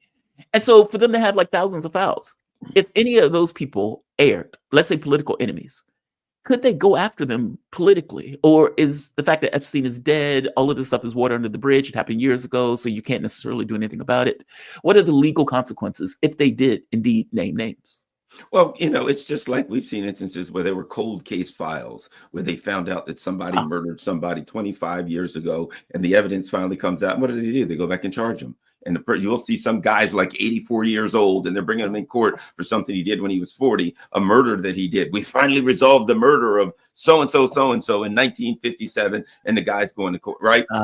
They could do, it's a felon. There's no statute of limitations. It would be fair game. It would be fair game. But now the thing is, though, to have a trial now puts a spotlight on it. Everybody's going to be asking questions again. And this person, if they really wanted to defend themselves, they have a right to discovery, which means I can get all of the information that here's the key. What happened to Epstein? He's a guy that could have talked. How'd that work out for him? Mysterious cameras went out. Guards fell asleep, and then he hung himself by literally like tying something around his neck. Really, allegedly, the way he hung himself, he tied whatever it was, a shirt or something around his neck. And they say he put it over a doorknob and then like fell forward, and that broke his neck. And then they, like, the first autopsy was like, well, no, that's that looks like a murder or something, not like a and they're Yep. like, yeah, we need a second autopsy if it looks like a murder. Then Yep. let's give us an autopsy. Let's keep doing autopsies till we get one that says what we want them to say. Let's keep doing one until we get the right They answer. killed Epstein because he could talk, and Yeah. anybody who really would move forward on this would get Epstein. We'll use it as a verb. Ain't happening. Sorry, the U.S. empire can't implicate itself. This is what empires do, and it's really ugly and dirty. But Wow. yeah, Garland Nixon, political analyst, good friend of the show, host of the Garland Nixon Show on YouTube. Also, you can check him out on YouTube. Garland, I know you say you don't come on periodically, but I see you all the time. So I'll just say, go check out his channel. yeah. The man is fantastic. At noon today. No, was it 10:30 today? I got a great guest. Every week I have Jeremy Kuzmarov from Covert Action Magazine, and he knows every dirty thing that the CIA has ever done. I'll have to ask him about the Epstein. Oh, he's going to have good stuff on it. Yeah, Kuzmarov, get him on there. Covert Action Magazine. He's a great guest, is man. actually coming on at 9:00. I Excellent. did not know he was There gonna you be on the go. show. Ask him. He knows everything about every CIA, MI6 covert operation in history. Oh, you'll have fun with Jeremy. Yeah, he knows his stuff. He has all sorts Yes, of he books and everything else. No, he's a great guy. He's totally Garland, man, thank you for this. Love him. I really do appreciate it. You be safe. Oh, by the way, are we doing today? What is 4 p.m. good for you? Perfectly Or fine. what time? What's good for you? 4 p.m. is best? perfectly fine. I have no Excellent. plans. All right, Yeah, we'll I have no fun. plans. All right, my man. You be safe. Thank you for this. I All right. appreciate it. See you then. Bye. Love that guy. Love that guy. Love that guy. Garland is the one that got me into radio, and he has my infinite appreciation for the rest of my life. Full stop. He knows his stuff. In fact, when we were doing Fault Lines, Garland was the one who was doing Fault Lines first. And let's just say there were complications on Fault Lines, and they were moved to a different show. At the last minute, in the middle of COVID, we weren't even in studio, and they were like, "Hey, we need you to take over Fault Lines." And I remember doing Fault Lines for like a good year and a half, thinking, "There's a better person to be doing this." like, why am I doing this? Why am I here? There's clearly a better person to be doing this. It took a good year and a half for it to start to feel like, okay, this is your show. You do your show, it's yours. It's just fascinating. Let me go to chat before going into anything else. What is this? Adrian Dittman, amazing. Jamal, you deserve it. Deservers. I'll just say thank you, Adrian. Epstein was here. Johnny won. SE, love this dude. Oh, love this duo. Yeah, him and I get along very well together. And I even tried to get Garland back on Fault Lines because one of the things, this is inside baseball, I suppose. There was a rumor, a mean-spirited rumor, that I was Bigfooting my host. The reason they said that is because there were like 7 hosts when we took over. I was a fixture. Everybody else was in a rotating door. And after we host after host after host, it was like, okay, what is Jamal doing to these people when these people are leaving? I was doing nothing, just to be very clear. It had nothing to do with me. I was a constant. I was consistent. At a certain point, I was like, hey, why don't you bring on Garland? Why don't we just have a show? And I think the issue for them, radio is different than YouTube. What you are looking for is different. Ultimately, on YouTube, you want a good show. That's it. You just want a good show. Like, you want it to be engaging. You want to be entertaining. You want people to care about the subject matter. You want people to be engaged, even if they disagree with you in the context of that engagement. You want people to care. Radio is kind of that, but not exactly that. Because if you're doing a political show, you kind of just accept there are going to be topics that we talk about that the public is not entirely going to care about, but that we have to cover because this is the meat and potatoes, in addition to the candy that you may get on the other stuff. And so their take was more so, yeah, you guys will probably have a really good show. You guys get along together very well. We saw it even when we were first bringing you on. I was doing a show with Garland for like a week before they brought me on. However, that is not the show we want. We want something different. And so their take was basically, no, we think Garland is better on the other show because it makes the other show better. And we want somebody who is on some level in opposition to you And so you guys don't necessarily have the same take as you're going on issues. Garland, I think, is very similar. And if you get into nuance, there'll be differences. But they wanted a grander disagreement. And so they were always looking for figures that were further on the right or in the middle, like a Manila, who's more so in the middle, Farron, who's somewhat in the middle, Austin was on the right, Malik was on the right. Malik was on the right, but at the very least, we could agree. What you don't want is conflict. You do, but you don't. Like, you want your hosts to like each other, even if they disagree. If you get a situation where they disagree and hate each other, oh, that's death knell for the show. It took me a while to realize that. Like, I watched Brianna Joy Gray and Robbie go at each other. And I remember Malik and I would sit there like, that is unsustainable. Now, we were saying that because we were in the position of hosts. We understood that dynamic that you need to run. You will get pissed off at your co-host at some point. It will happen. As a law of God, one of you will be having a bad day. A topic that you're going to hit is going to cut in a particular direction. And there will be all sorts of hell to pay between you and your co-hosts when you two are going at it. You need to have a decent relationship to be able to get beyond those issues. And I'm telling you, the same thing happened with me and Malik, the same thing happened with me and Shane. But eventually if you have a good relationship, you can get past it. If you keep doing that over and over and over, and there's never this kind of refractory, I don't want to use that language. I want to say refractory period, the period, after you have sex, have an orgasm, take you to whatever, I'll use that. If you don't have a decent enough period where you can come back to normal, it's the death knell for a show. And when Robbie and Brianna kept bumping heads on the issue of Gaza, that's not conducive to a good relationship. There's a dynamic that takes place between you and your co-hosts that is, I want to say intimate. And I want to use that just because you're talking to somebody for 3 hours, uninterrupted, constant dialogue. And much of the dialogue can be aggressive sometimes, cutting. You have certain biases and things that you need to accomplish, meaning you want to win your arguments, which means they need to lose theirs. And yet, you need to do it in a way where you're not being a dick to your co-hosts, and they're not being a dick to you. And there's a ground rules of respect that you allow between.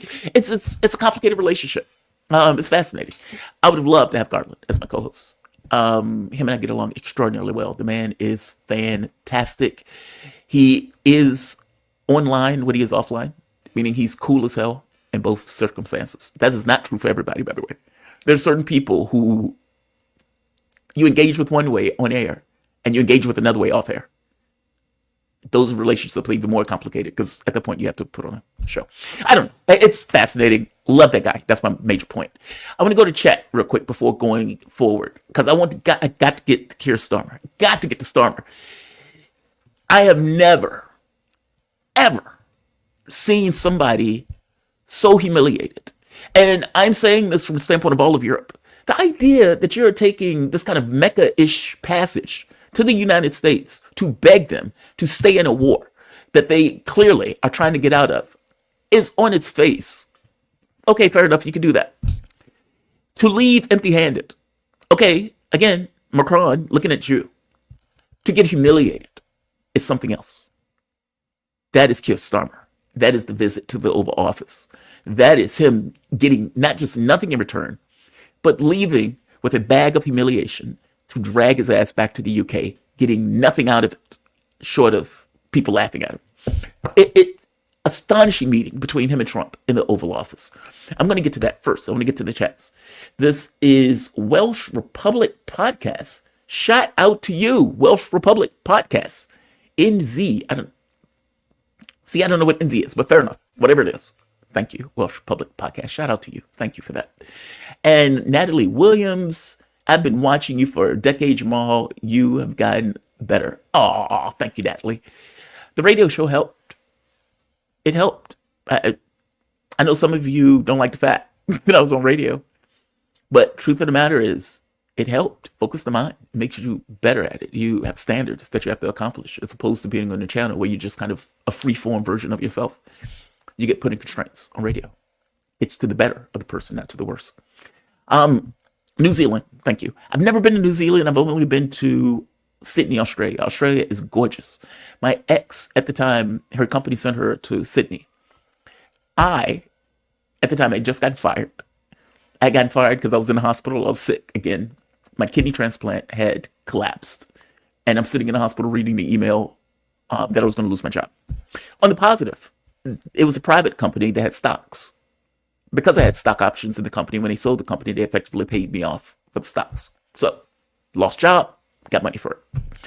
I take a trip to Australia to visit in what is a failing relationship. This is way beyond the point. I want to get to Keir Starmer. Thank you, though, all of you. Deeply appreciate it, Holly Holmes. God, it's been 10 years. It's been a decade. Can't believe I've been doing this for a decade. Fair enough. Fair enough. Here's Starmer. Come on down. Come on down. Trump says he's going to pull out. Good. Trump says, I'm done with this Ukraine stuff. I'm going to get a deal. Great. Europe freaks out. They have a full-blown conniption shit fit. Oh my God. Our master is leaving. Our master is leaving the house. We must stop him from leaving the house. We need a master. Macron comes. Gets nothing. Starmer comes. Now, both of them are clearly working in tandem with each other. And what they want is, we want an American backstop. Meaning, even if you pull out, we want security guarantees where America will come to our aid if we put in British and French troops. British and French troops sounds ironic and sounds comedic, but it is what they're talking about.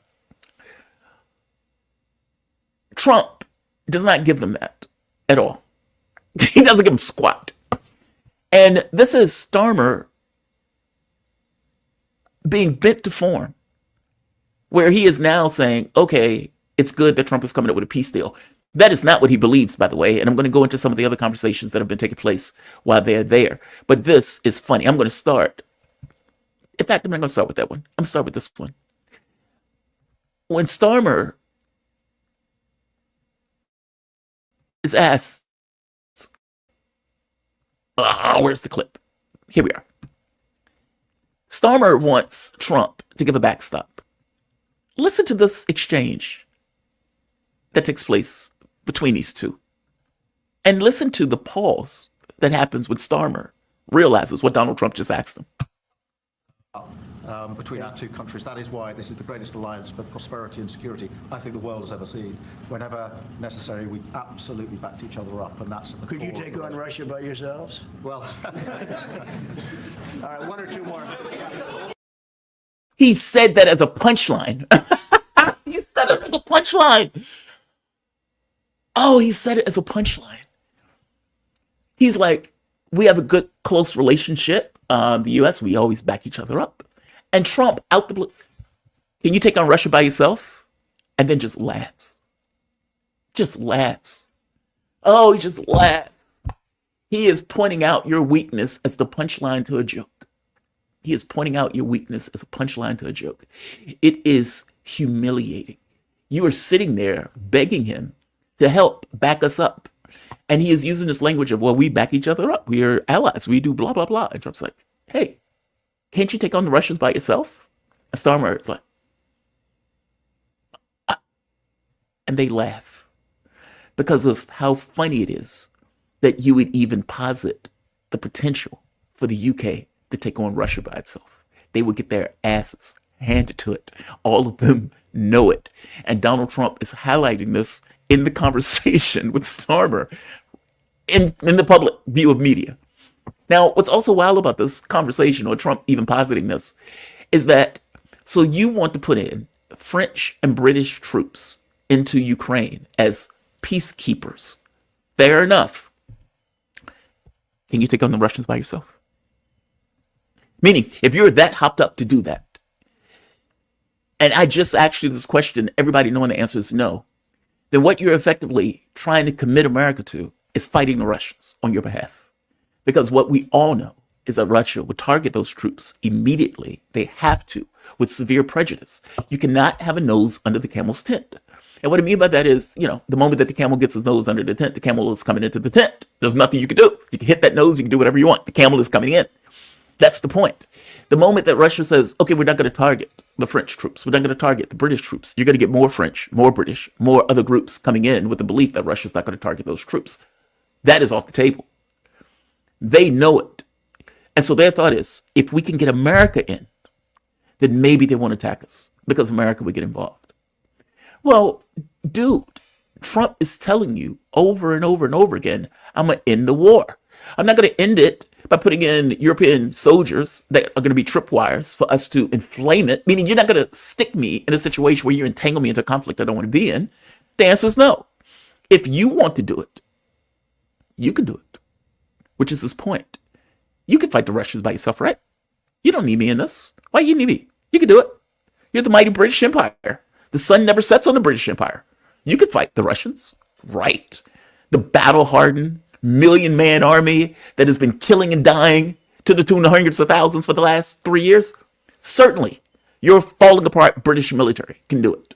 You don't need us for this. Trump is making a point. His point is correct. Let's play it again. I love this clip. Between our two countries. That is why this is the greatest alliance for prosperity and security I think the world has ever seen. Whenever necessary, we absolutely backed each other up, and that's at the Could you core of take the on Russia by yourselves? Well, All right, one or two more. Oh, that's humiliating. That is humiliating. Oh, that is humiliating. That is brutal. That is brutal. And by the way, it doesn't end there. Here's another clip. I see, I haven't seen the entirety of this clip. It's short, though. But I think I know what it is.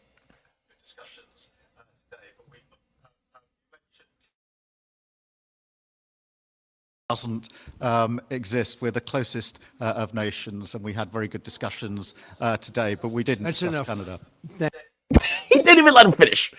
That's enough. We're done. We're done. Think about that. You're the UK Prime Minister. You're in the middle of answering a question, and Trump, before you even finish, that's enough. We're done. We're done. We're done. We're done. No respect. No respect. Here's another clip where they asked Trump, hey, Trump, here we are. So they asked, Trump has said he's going to put 20% tariffs on Europe. He just blanket tariffs. You guys are taking advantage of us. That's always the line, right? We're being taken advantage of. So I'm putting 20% tariffs. They asked Trump, hey, in your conversations with Starmer, was he able to convince you not to put the 20% tariffs on Europe, or at the very least on the UK? Again, more humiliation. To persuade you not to put tariffs on the UK? And if I may, Prime Minister, do you think that Vladimir Putin is a man who will keep his word? Thanks. He tried. He was working hard, I'll tell you that. He earned whatever the hell they pay him over there. But he tried. I think there's a very good chance that in the case of these two great friendly countries, I think we could very well end up with a real trade deal where the tariffs wouldn't be necessary. We'll see. But he earned whatever they pay him here and today. He was working hard at lunch. And Effectively, no. Effectively, no. No. They're still getting tariffs. No. No changes.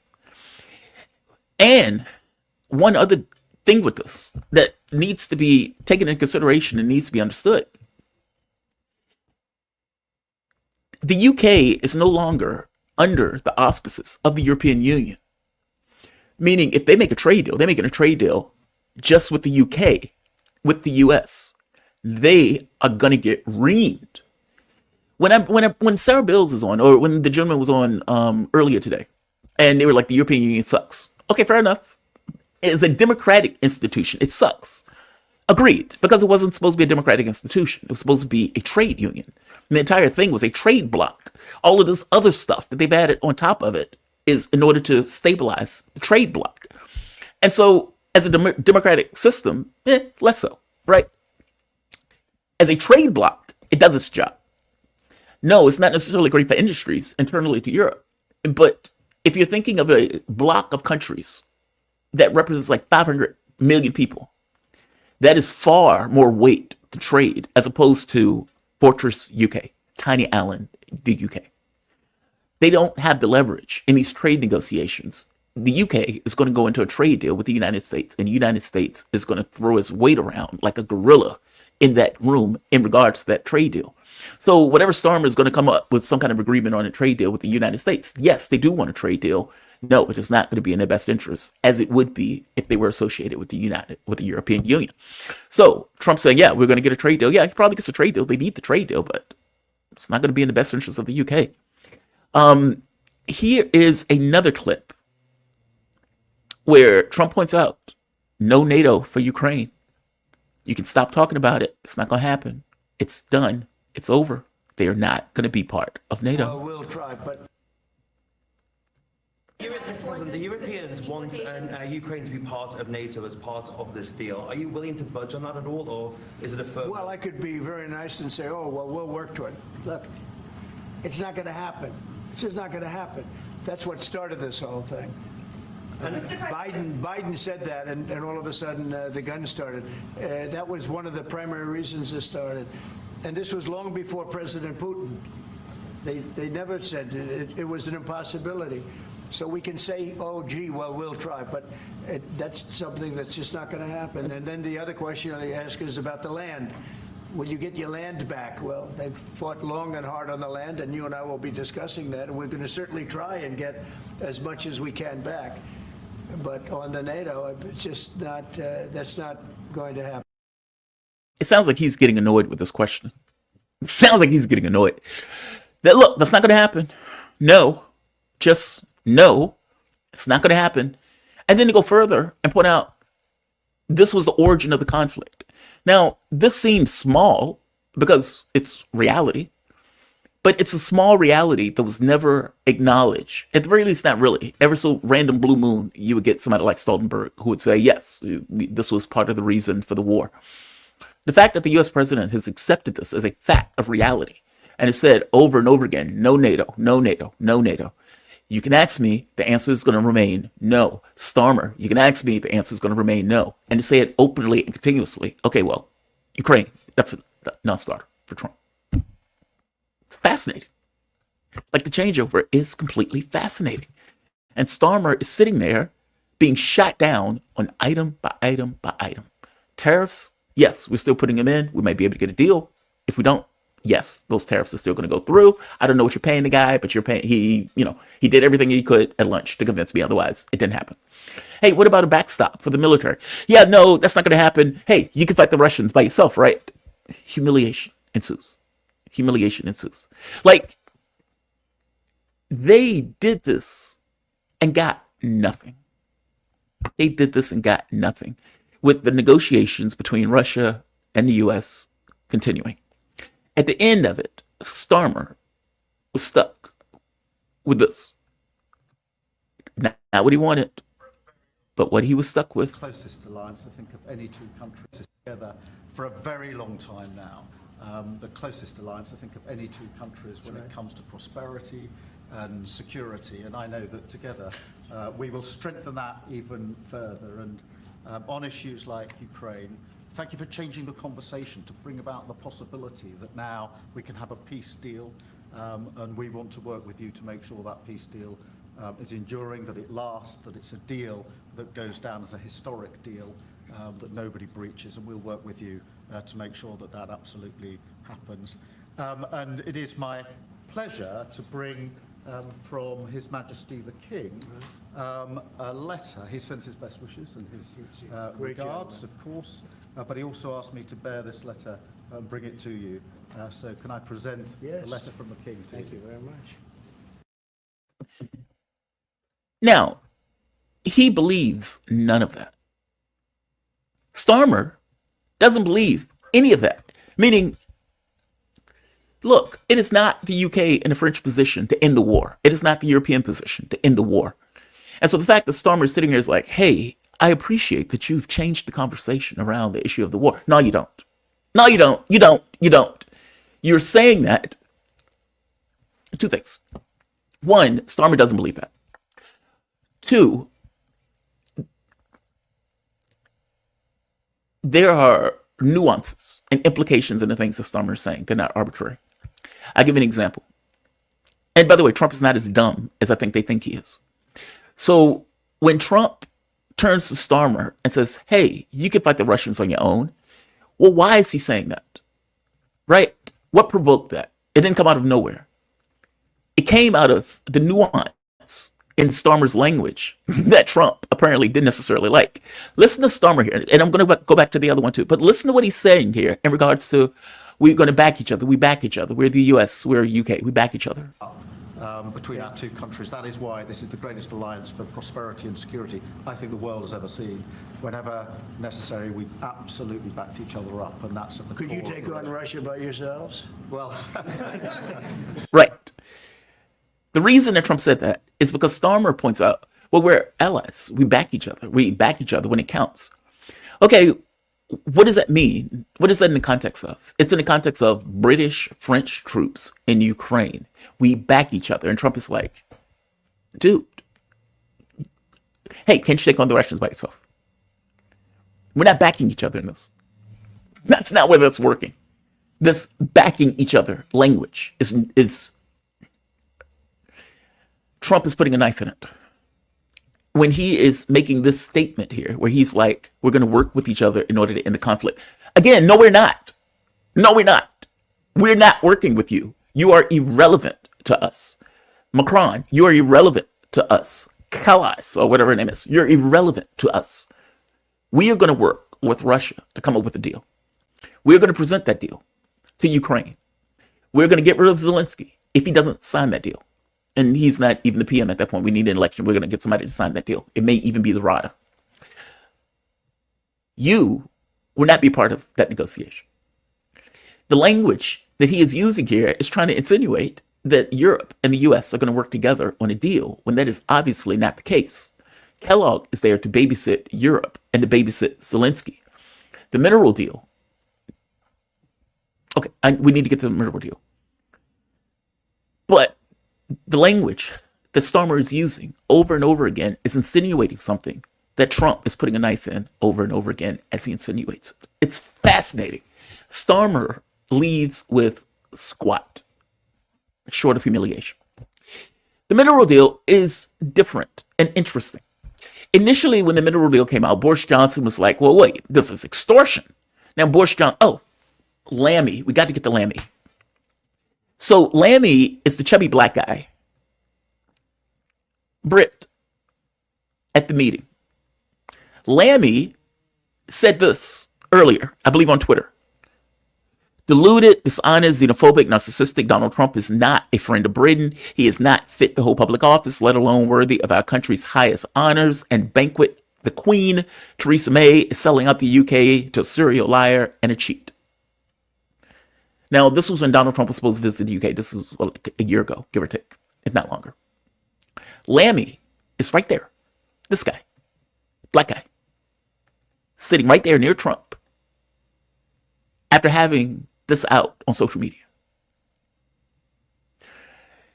If you believe Trump doesn't know this, you're out of your mind. So the insults are coming from somewhere, right? They're not coming out of the blue. They know, Donald Trump knows what these people have said about him. Donald Trump knows that these people were backing Joe Biden. Donald Trump knows all of this. And as Mark Sloboda points out, probably reviles all of them and has zero issue humiliating them in this meeting. I mean, even when JD Vance points out, you guys are not a free speech country. I mean, again, he's doing this in the middle of press to Keir Starmer's face, an underling of Trump doing this to the PM. It's fascinating. Fast forward. Boris Johnson. Boris Johnson was the troglodyte that went to Ukraine in order to stop the Istanbul agreements that were being agreed upon between Zelensky and Putin that would have ended the war within the context of like a first month when it started. Johnson told Zelensky, you are not going to get security guarantees from us. You're going to continue to fight. You are going to fight. We're going to pass economic sanctions. You're going to have the full weight of Europe backing you in regards to the economic dimension of us going after the Russians, but you will supply the manpower, the materials, you will go out and you will fight. Zelensky cancels the agreement, continues the war. 3 years later, hundreds of thousands of dead Ukrainians, 100,000, maybe 200,000 dead Russians. The war continues, with Russia continuing and Ukraine now to the point of in such dire straits in regards to desertions and manpower shortages that they're coming up with schemes in order to get their kids, 18-year-olds, to fight in the war. Zelensky at some point floats, hey, Trump, I know you want to stop the war and I know you want to pull out, but if you give us security guarantees, we may be able to give you mineral rights. We have rare earth minerals and we can give you those. And, this is a marriage made in heaven. Trump says, mineral rights? Rare earth minerals? Do you now? How much are they worth? Oh, okay, let's do that.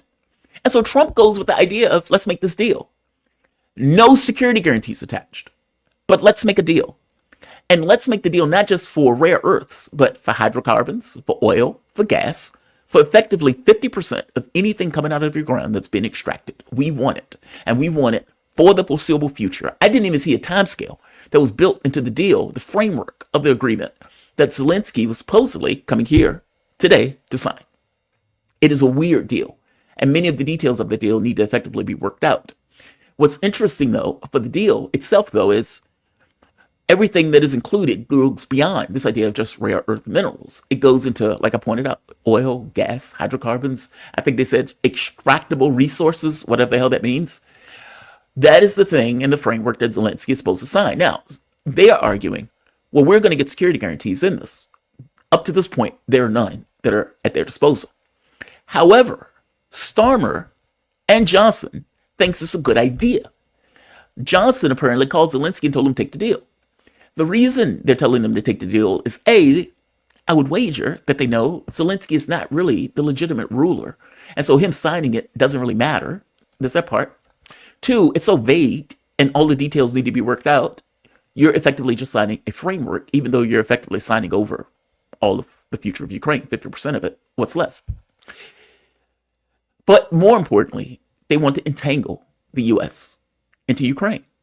The belief being, if the U.S. signs on to a contract where they're getting 50% of pretty much what's left of Ukraine in regards to what's coming out of the earth, then the U.S. is going to care about that. It's almost like if you buy a puppy, you're going to care about the puppy because it's your puppy. If the U.S. is entangled in Ukraine in this kind of business deal where they're getting this kind of financial benefit out of it, then they will be more inclined to protect what's left of it.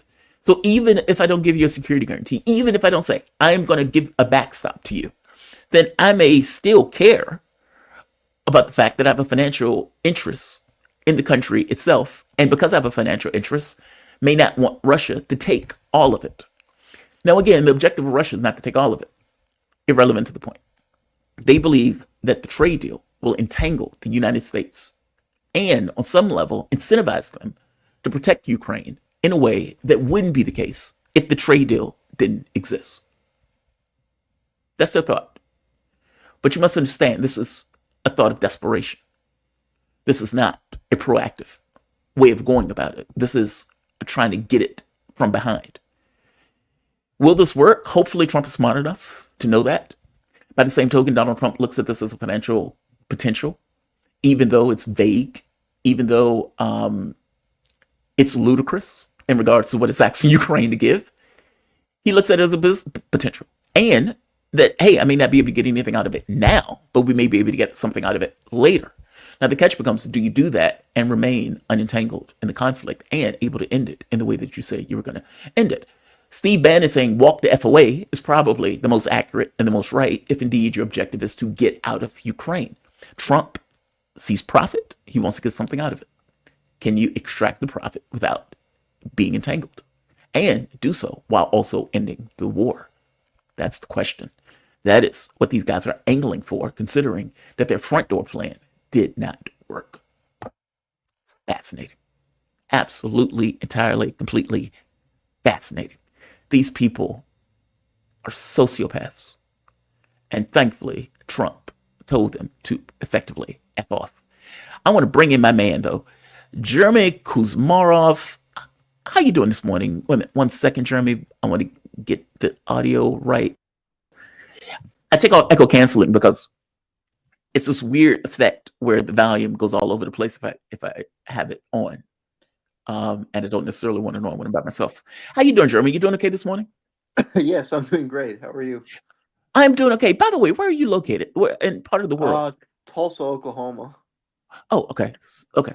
So you are an hour behind me. So it's 8 o'clock for you. Is that right? Correct. Yeah. Okay. Thank you for joining me, man. Jeremy Kuzmarov, he is managing editor for Covert Action Magazine and author of several books on U.S. foreign policy. I always appreciate talking to you, Jeremy. I always learn something new in these conversations. I have to ask, Garland, it basically said you must ask Jeremy about Epstein. The files that were released were nothing burger. Nothing came out of those files that wasn't already known to the American public. Go into Epstein for me. Why is he significant in regards to, let's say, his name is often brought up on issues of intelligence, Israeli intelligence, U.S. intelligence.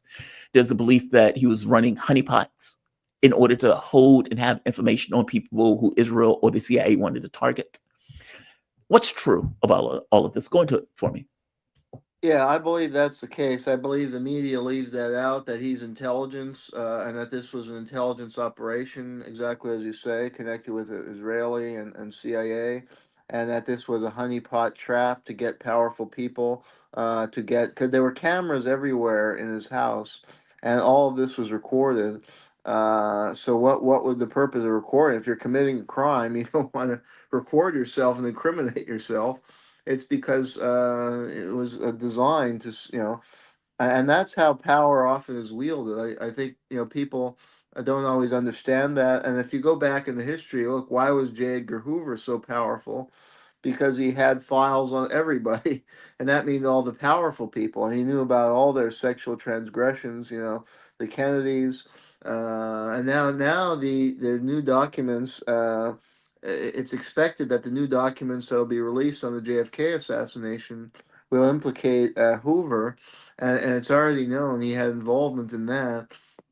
And Hoover was allied with Lyndon Johnson, and they had the goods on Kennedy and all their sexual transgressions, but the Kennedys also had their own surveillance network, and they had the goods on, and they had a lot of journalists in their pocket, and they had the goods on Lyndon Johnson. There was a bit of rivalry between Johnson, and Johnson was allied with Hoover, and they hated the Kennedys, both of them, and the Kennedys maybe were going to both fire Johnson and Hoover, and that's why they struck back together. I think the evidence will show that. So it relates to Epstein because it's the same kind of modus operandi of the power elite. They get they spy on them. They get all the goods, all the dark secrets, and they set them up for crimes. They set them up with these young girls. They lure them to this island or to wherever Epstein his fancy homes and these fancy parties with these beautiful young women, and maybe they make them look a bit older so they don't realize they're minors, and then they're set up, and then they can blackmail them, and they can use that either to destroy them or to threaten to destroy them and keep them loyal, and that's why you see a little dissent. You don't see any political figure speaking out on these horrible policies because they know they'll be ruined, that they have, they've committed crime. Not only will their careers be ruined, but they'll be publicly humiliated, if this is ever leaked, and they'll go to jail. So that keeps them quiet and obedient. Do you have any expectation that anything is going to come out of these files? Pam Bondi is effectively saying she's been duped, that there have been thousands of files that weren't released, that there's more evidence, more information. People felt like this was a nothing burger. And again, we need to put this in context, right? Like, I'm not basing this off of out of the blue. I'm basing this off of what I've been told in the media narrative about Epstein. The media narrative doesn't quite make sense. They're saying that this man was an apex pervert, apex pedophile, even to the point of having his own Allen, where he would take people to that Allen so they can hook up with kids. That's their narrative. That is what media says. And so my first thing years ago was like, where are the Johns? If that's true. And if I accept that it's true, fair enough. You're prosecuting the guy. So fair enough. I accept it on some level. It's true. Where are the litany of Johns? Where are the parade of fools and pedophiles that were working with Epstein going to the island with Epstein, if indeed he is who you say he is. And once he died, the story just went away. It's like, what the hell? How does that work?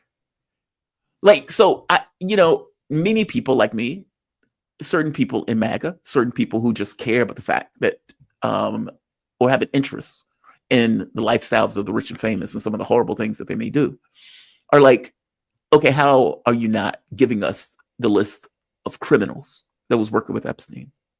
And it seems that that is being buried. Even now, even with the notion we're releasing the files, that part seems to be buried. That is the only operative part that people really care about. Well, I think this is a limited hangout. It's the CIA is expert at this, or deep state or whatever powerful agencies, and that they'll leak a certain information to give the illusion of transparency and we're coming clean, but really they're bearing the real dark stuff, the real incriminating material. So just to give the illusion of transparency, and I think we'll probably see that with the King and JFK assassination file that they're claimed to be leaking, but I think they're going to still keep secret some of the most incriminating stuff, and they're just kind of leaking small tidbits. Although in that case, it's been so many years, and there have been many researchers who devoted years and years of study, and I think they've uncovered the truth. But they're in books that are kind of on off print or small presses, so they don't get that publicity. Because the King family lawyer William Pepper was a remarkable man who really got to the truth of that. So I think anybody who's read or followed what William Pepper uncovered, I think already knows most of the story. And James Earl Ray's brother came out with a book that was very revealing about how James Earl Ray was set up as a patsy. So that they may only release like some small tidbits of the King assassination, but the truth has already gotten out there, but they keep that suppressed because they attack, like William Pepper recently passed away, and they attacked him. And even in his obituary, I mean, this guy had a remarkable career, and he was the King family lawyer and did amazing research and unearthed these witnesses from years ago, and revealed all this stuff and wrote 3 books about it. But they attacked him in his obituary as a conspiracy theorist, and they just slung mud at him in the guy's obituary. And that's how the elite operate. They smear the real investigator and truth tellers, so that the broad public just thinks negatively of them, Yeah. or their work doesn't get out there. So these things they're releasing is just it's a limited hangout. Let me ask you this: what is the truth about Epstein? If somebody needed to, aside from the way the media talks about it, aside from anything else, based upon your take on this, your research into this, what is the truth? I mean, I don't know everything. I don't know the full truth. There's probably darker Yeah, layer of than course. I know, but from what has come out, and there are some whistleblowers, and it's evident that would indicate that Epstein was part of an intelligence operation, like I was describing, and Yeah. that's the most important thing. He wasn't just some rogue, bad, guy, bad pedophile. He was working as part of a corrupt apparatus that carries out these criminal activities and uses blackmail and sets people up in sexual crime to control them. And a lot Yeah. of our political class are controlled because of that. I mean, they are unethical to start with, in that they would easily succumb to it. I mean, if I was in that environment, I would say no. I'm not going to go with a Oh, young you say girl. that. You But say that, Jeremy. You say that. but these people seem to lack morality in all areas of their life, so they're easy to control. Yeah. I They mean, have no what's the word, self restraint, or it is hard to get to that position without being that way. I mean, and yeah. I kind of look at it as, I guess you make so many compromises to even get to where you are that your moral compass is, just screwed. Give me your take on the negotiations taking place. I guess they're in Riyadh now, or yesterday anyway. What do you think these negotiations are actually trying to accomplish. I mean, Donald Trump is saying all sorts of stuff, but Trump always says all sorts of stuff, right? He is, you almost have to chart what he says on a graph and then just kind of plot a line that says, okay, this is the middle of what he's saying, so I just go with that. What do you think the ultimate negotiation is that's taking place between the U.S. and Russia? Apparently, Trump reauthorized sanctions. Now, this may not matter because these can be removed as easily as they've been put on. So I don't really care about this one way or the other. But what do you think the ultimate dialogue is? I know they're talking about embassies and stuff like that, but I would imagine these conversations are much larger than that. Well, that's a good question, and I don't have all the answers. Now, Trump, well, firstly, yeah, I mean, he is a clever politician, and in a way, a con man. I mean, look at his first term. He kind of sold a bag of goods to the public in his first term that he was, going to restore a relation with Russia, and they Yeah. attacked him. The liberal media attacked him for having this bromance with Putin. But yet, really, there was more continuity in U.S. foreign policy under him, certainly vis-a-vis Russia. If you compare him to Obama, he ratcheted up. Obama initiated the Maidan coup and started selling copious arms sales to Ukrainians. But the Trump administration upped the ante by selling Javelin anti-tank missiles and tore up these arms control agreements. So, I mean, he talks a game, but does he deliver? So, yeah, if he's reimposing sanctions, and I mean, on one hand, this is a good thing that there's dialogue, and he's made certain statements to challenge the dominant narrative about the Ukraine war that a lot of people have already become very skeptical about. And that's, I think, part of his appeal, because he packages himself as he's going up against the deep state and he's challenging the warfare state. And the public has tired about Ukraine. They've given hundreds of billions of dollars and they've not seen a return on their money. And I think the American public wants to see an end to this conflict. But will Trump deliver is the question. What kind of term will he offer the Russian that they can accept?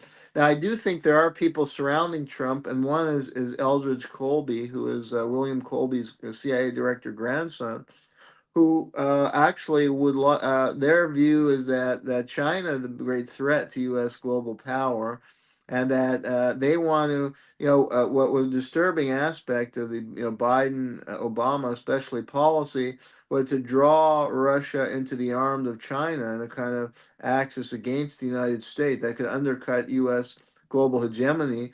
So they would like to lure back Russia into the American fold and weaken the Russia-China alliance, and they see that as a key to revitalizing U.S. global power and then confronting the challenge of China.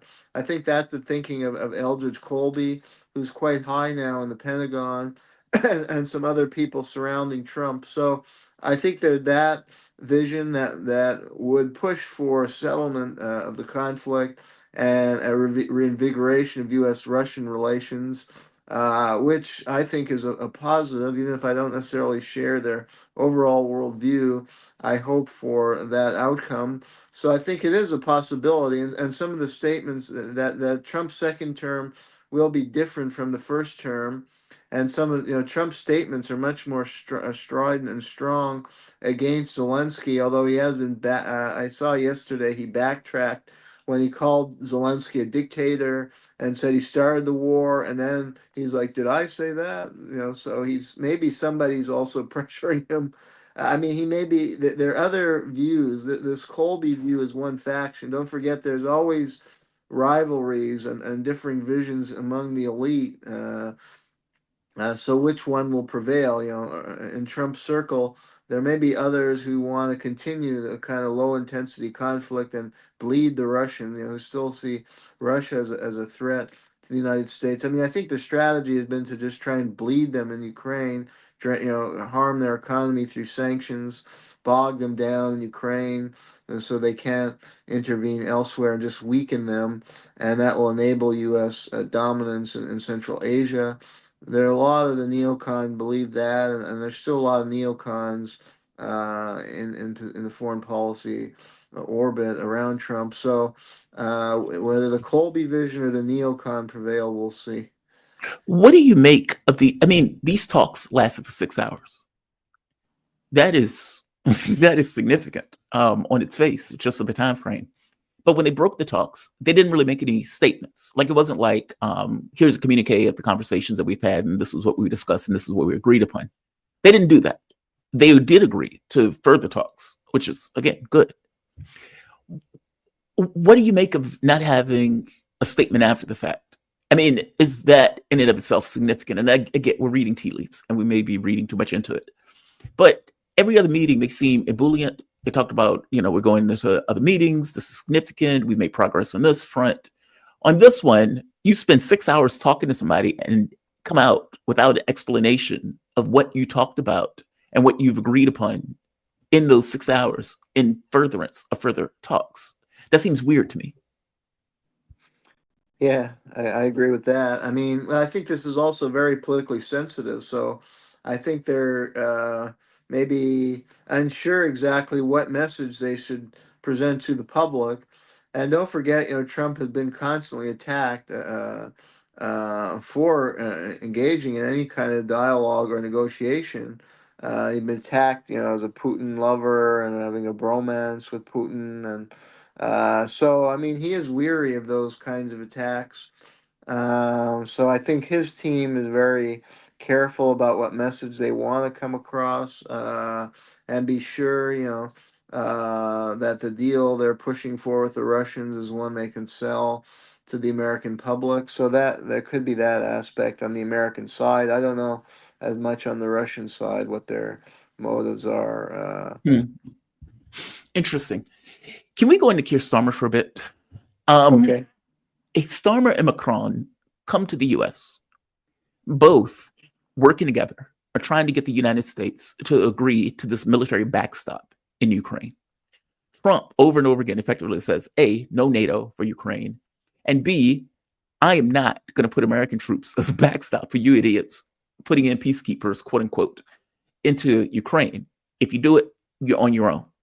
Now, he makes this point clear when he turns to Starmer and said, well, wait a minute, you can fight the Russians by yourself, right?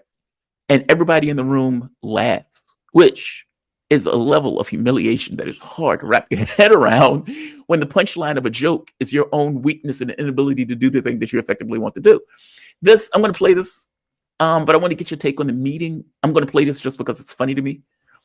That's purely my only reason. But this is the clip. Between our two countries. That is why this is the greatest alliance for prosperity and security I think the world has ever seen. Whenever necessary, we absolutely backed each other up, and that's at the Could you core take of the on Russia by yourselves? Well, All right, one or two more. His soul left his body in that question. You can fight the Russians by yourself, right? Everybody knows the answer, right? Everybody already knows the answer. It's humiliating. Give me a take on their attempt to wrap the U.S. as a backstop, which is effectively the U.S. fighting the Russians because Russia is going to go after those British and French troops immediately. And this other secondary task of saying, okay, well, we can't get it through the front door. We can't get Trump to agree to this directly. So let's get him to go along with the deal, the mineral deal, as they call it. It's not a mineral deal. They shouldn't even call it a mineral deal. The thing includes pretty much everything coming out of the ground, short of crops. And it does so 50% of it for the foreseeable future. It is the most bizarre deal I've ever seen. But if we can get him to sign it, that by definition of signing it, the U.S. has a stake in Ukraine, a stake that they may defend against the Russians. So it's like, no, we can't get this through the front door because Trump is keep telling us no. However, we may be able to get it through the back door of a trade deal and a mineral deal. How do you see this? Is that the way you see them trying to maneuver this? It seems like that's the strategy at play. We're going to try to get it through the front door. We can't get it through the front door. So now we're going to try to get it through the back with a mineral deal. What are your thoughts on this? Well, I mean, it showed the naked economic interest that's really at play, and I think, Trump. I mean, for PR reasons, I mean, the public has lost confidence in Ukraine. I think as an ally, they've seen a lot see it as another Afghanistan. I mean, the U.S. has wasted hundreds of billions of taxpayer dollars that are urgently needed. I mean, America, is falling apart in many places, and now they're cutting major, funding for things like public education and healthcare when there are already serious problems in those systems. So to have spent $300 billion on Ukraine, how did the public view this when they, and they were sold so many lies, lie after lie after lie. So, I mean, Trump, had this image as a businessman, he's going to restore American prosperity. So the only way he can justify it is if we're getting, some wealth out of the Ukraine return. I mean, he also was discussing, I think that's one thing they were discussing with the Russians, an alternative mineral deal, because Russia is far richer. Russia is among the richest countries in natural resources in the world, and those resources have long been coveted by outside powers. And that would make sense. I mean, from an American point of view, if Trump could cut some kind of deal with Putin as far as minerals, and that would sell it quite well to a nationalistic base in the United States. It would. This growing U.S.-Russian alliance. So I think that's a smart political tactic on his part. And as far as the Europeans, yeah, I think those leaders have lost confidence of world opinion and their Mhm. own people. I mean, they're so hawkish on Ukraine. And what have the Europeans got out of the Ukraine war? It's further contributed to European economic decline. I Yeah. mean, Russia, is a very rich country, and particularly in oil and gas. So, what's the point of isolating Russia? How did that benefit the Europeans? And it's a lost cause. I mean, there was a photo in a newspaper of a Ukrainian soldier with a Nazi insignia on his helmet. And this is where the billion of taxpayer money are going. I mean, these are right-wing extremists, fascists. They worship Stefan Bandera. And they've been bombing oil refineries in Russia. I have an article coming out today on the CIA's development of the Ukrainian drone program. So they can now, they have better drone. They've been striking into Moscow, destroying buildings in Moscow, carrying out attacks on Russian oil refineries. And I mean, what's the point of that? I mean, they're trying to cripple the Russian economy, but that doesn't benefit Europe. I mean, Russia's a great oil and gas supplier. And with the Yeah. Nord Stream pipeline, it would have brought cheap gas to Europe. So these leaders have betrayed their own people and support a totally dubious cause. And they're jokes. I mean, nobody respects them. I understand why Trump is doing this. I get it. From his point of view, every time Zelensky comes to the US, he leaves with a bag of cash. Trump said he's right. But this is extortion. And it is mind-blowing what he is doing here. Like, let's really put it in context, right? In 2008, at the Bucharest summit, you get the offer of NATO membership to Ukraine and to Georgia. Putin loses his mind over this because this is a red line. Like, this is the reddest of red lines. William Burns write the memo, Net Means Net, pointing out, look, Russia, this is going to create a civil war in Ukraine, one that Russia doesn't want to get involved in, but because it's happening on the border, they will be faced with the choice of having to get involved. All of that comes to pass. You get the Minsk agreements. Those get blown off. Angela Merkel, Hollande basically come out literally saying, we lied. We did these agreements only to allow time for Ukraine to build up a massive military. And again, all of this stuff is happening on the Russian border. Fast forward, war starts. Russia invades. You get the Istanbul agreements, where the U.S., pushed by Boris Johnson, just completely blows off. So you have a situation where a country gets overthrown in 2014, the Yanukovych government, by the U.S. So we are the aggressor in this. We overthrew the government. It wasn't like the government had an election and they moved in a particular direction. They were forcibly pushed in a particular direction with a band of Nazis at the head of that government used as the tip of the spear to overthrow that government. I'm trying to point out that all along this course, Ukraine was led down a particular pathway by Western powers that wanted to use it as a proxy to go after the Russians. The war starts. We drop in $300 billion. Europe drops in $200 billion, $300 billion, whatever that number is, just ungodly sums of money. Much of that money comes back to the US in regards to weapon sales. Even money that Europe is putting in, much of it is coming to the US in regards to weapon sales that are being dumped into Ukraine. So all along the way, the US was able to take advantage, A, by breaking the connection between Europe and Russia. So Europe now has to buy more gas, 5 times the cost from the United States. The money that they spend in weapons is largely coming to the United States. All of this is done under the guise of Ukraine. Then for America, after pushing in this direction, America then turns around and says, A, we're pulling out. And B, we want 50% of oil, gas, rare earth minerals, and anything else that's coming out of your ground for the foreseeable future in order to compensate us for the war that we pushed you into. That is astonishing. Like, that is like, that is mind blowing when you think about that. Whatever is left of Ukraine, they've lost 20% of their territory. And now, on top of that, 50% of whatever's coming out of the ground belongs to us. That is mind blowing. Like, that is hard. Like, that is a reaming of epic proportions that Zelensky is agreeing to because he wants the US to be entangled militarily or economically into the country in a way that they would militarily ideally defend.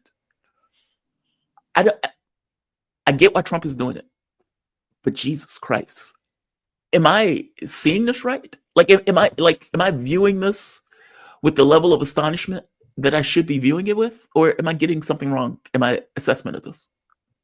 No, you're absolutely right, and that fits with a pattern of U.S. imperialism where they just use countries and basically totally destroy them, and that's what has happened with Ukraine. Yeah, they totally destabilized their country with this Maidan coup, provoked a war, got them to fight, used them as a pawn to try and weaken with the Russians. It more or less backfired because Russia was able to withstand the sanctions and was a lot stronger than they thought. And Ukraine is just left in ruins, as you say. I mean, the flower of their youth has been killed off. I read an article in the New York Times where youth were afraid, like teenagers were afraid, Ukrainians, afraid in Kiev to go to a concert because they were army kidnappers. And I think they were underage youth out to kidnap them to press gang them into the military. And there are articles in the New York Times all the time because I read it every day about widows, women who've lost their husbands. So I mean, Ukraine has just been used, and yeah, and now to add insult to the injury, they're saying, "Give us, we gave you all this money, so now we have to steal your minerals, but take all your minerals." But already Zelensky sold off a lot of Ukraine's land to Wall Street banks, and a company like Monsanto have made huge inroads into Ukraine.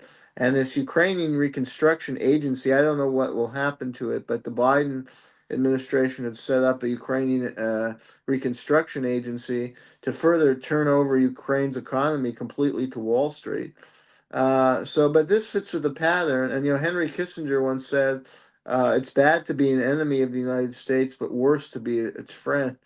And I mean, look at a country like the now defunct South Vietnam. Its leaders allowed themselves to be used by the United States, and they were killed, and the country was turned into a hellhole. And they, faced retribution in the end from the communists, and that's happened in a lot of the country. I mean, the Hmong in Laos were enlisted to fight a secret war against the communists, and they got totally wiped out and then abandoned, and they had to recruit child soldiers. And then the U.S. doesn't care. Once they've lost their utility, they'll throw them out like yesterday's garbage. Imperialist countries have no morality whatsoever, and you can't imagine how they'll screw you over, use you, and screw you over. And that's why we need an anti-imperialist movement. I mean, look at the history of the Native American. They signed treaties, with a smile, and then they never followed those treaties and just stole all the natives' land and treated them horrifically. So the pattern goes on, and they would lure certain natives, buy them off with gifts and alcohol, get them to fight as scouts, Kit Carson to help them to subjugate their own people, and then they would, not really fall through on any promises of reward for them. And those were the worst people. Those people knew they sold out. I mean, that ought to be the worst feeling, that you're a traitor to your own people. You lied.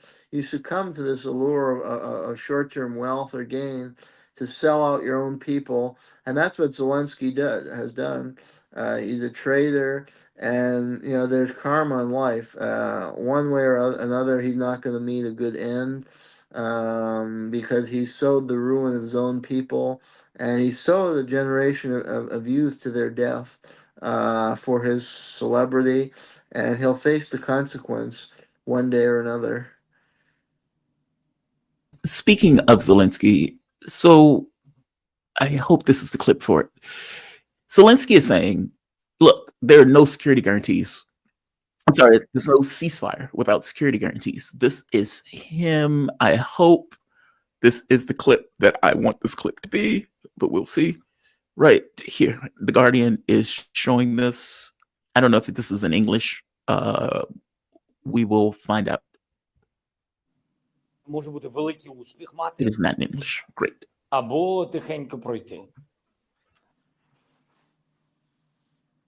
Come on. Come on. Come on. Come on. А великий успіх, я вважаю, залежить від нашої розмови з президентом Трампом. Безумовно, це про Okay. That clip is going horribly. I don't know what is going on with YouTube on that clip.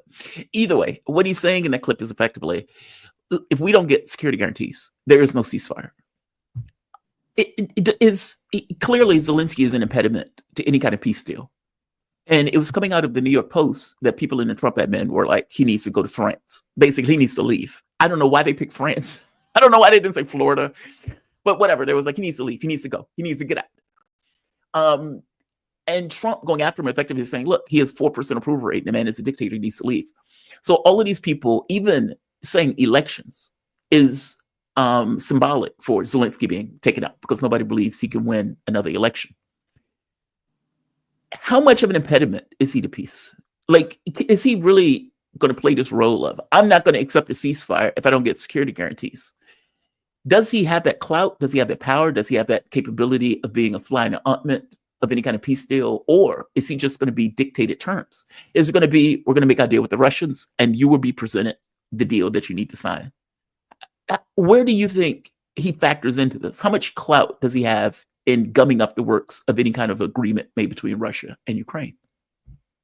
Well, it seems, his government is entirely dependent on foreign aid. So if they're threatening to cut the foreign aid or cutting it, then he had no choice but to accept a deal, because at that point, the only thing sustaining the fighting at this point is the billions in foreign weapons and foreign aid. They are running out of manpower, so it can't go on indefinitely. And the Western publics have tired of this conflict. So it's inevitable that they're not going to support continuously providing him with aid.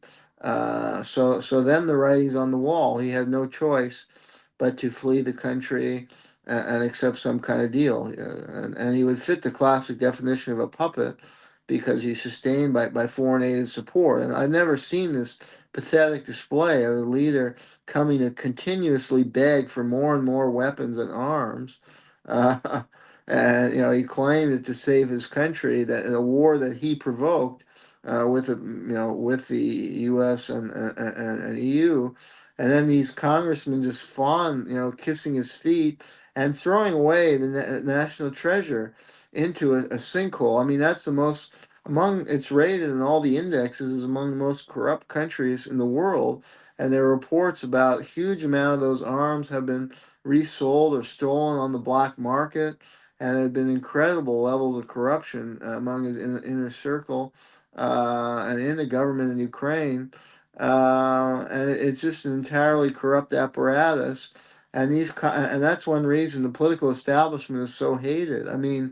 America has serious problems, and they're not governing for the American people. And life is getting harder in America. The cost of living and public services are deteriorating and becoming more and more like a third world country. And then they give it to this two-bit dictator. They give him those billions of dollars, and it's money. It's stolen. You know, the money is complete waste. And they did this with Afghanistan as well. That war yielded nothing for America. The U.S. side lost ultimately, and it was billions and billions and billions. So it's amazing, actually, that the American public has allowed this charade to go on for so long, and not overthrown these leaders. I mean, we have a right. You know, Thomas Jefferson said we have a right to rebel against unjust and illegitimate power, and that is illegitimate power, squandering our national treasure on this foreign war that has no purpose, no chance of victory, and into a corrupt sinkhole when we have serious issues to deal with here. That is a betrayal of the public trust, and we need our public to rise up and get rid of these leaders who've done this. And I hope Trump is doing that. That's why they voted for him, a key reason, because the Democrats were the most Russophobic, and there was no hope of ending this thing with Biden and Harris. So they hope with Trump. It may be wishful thinking, but I mean, I'll hope for the best as well. Yeah, I hope for the best too. On the positive, it seems like Trump is trying to create a context to end it in the language that he's using. You know, this wasn't something that was ever going to be accepted. NATO was always a red line. Like, his language has shifted in a way that would allow him to create the context to end it. Even when they go after him saying, hey, aren't you just giving in to Putin? Like, the screaming headlines that come out. He's like, look, I just want the killing to stop. I want all these people to stop dying. That's what I want. What do you think? The media is harping, and I am too, on this thing. But the media is harping on this idea of what is Trump going to get from Putin in order to make this work?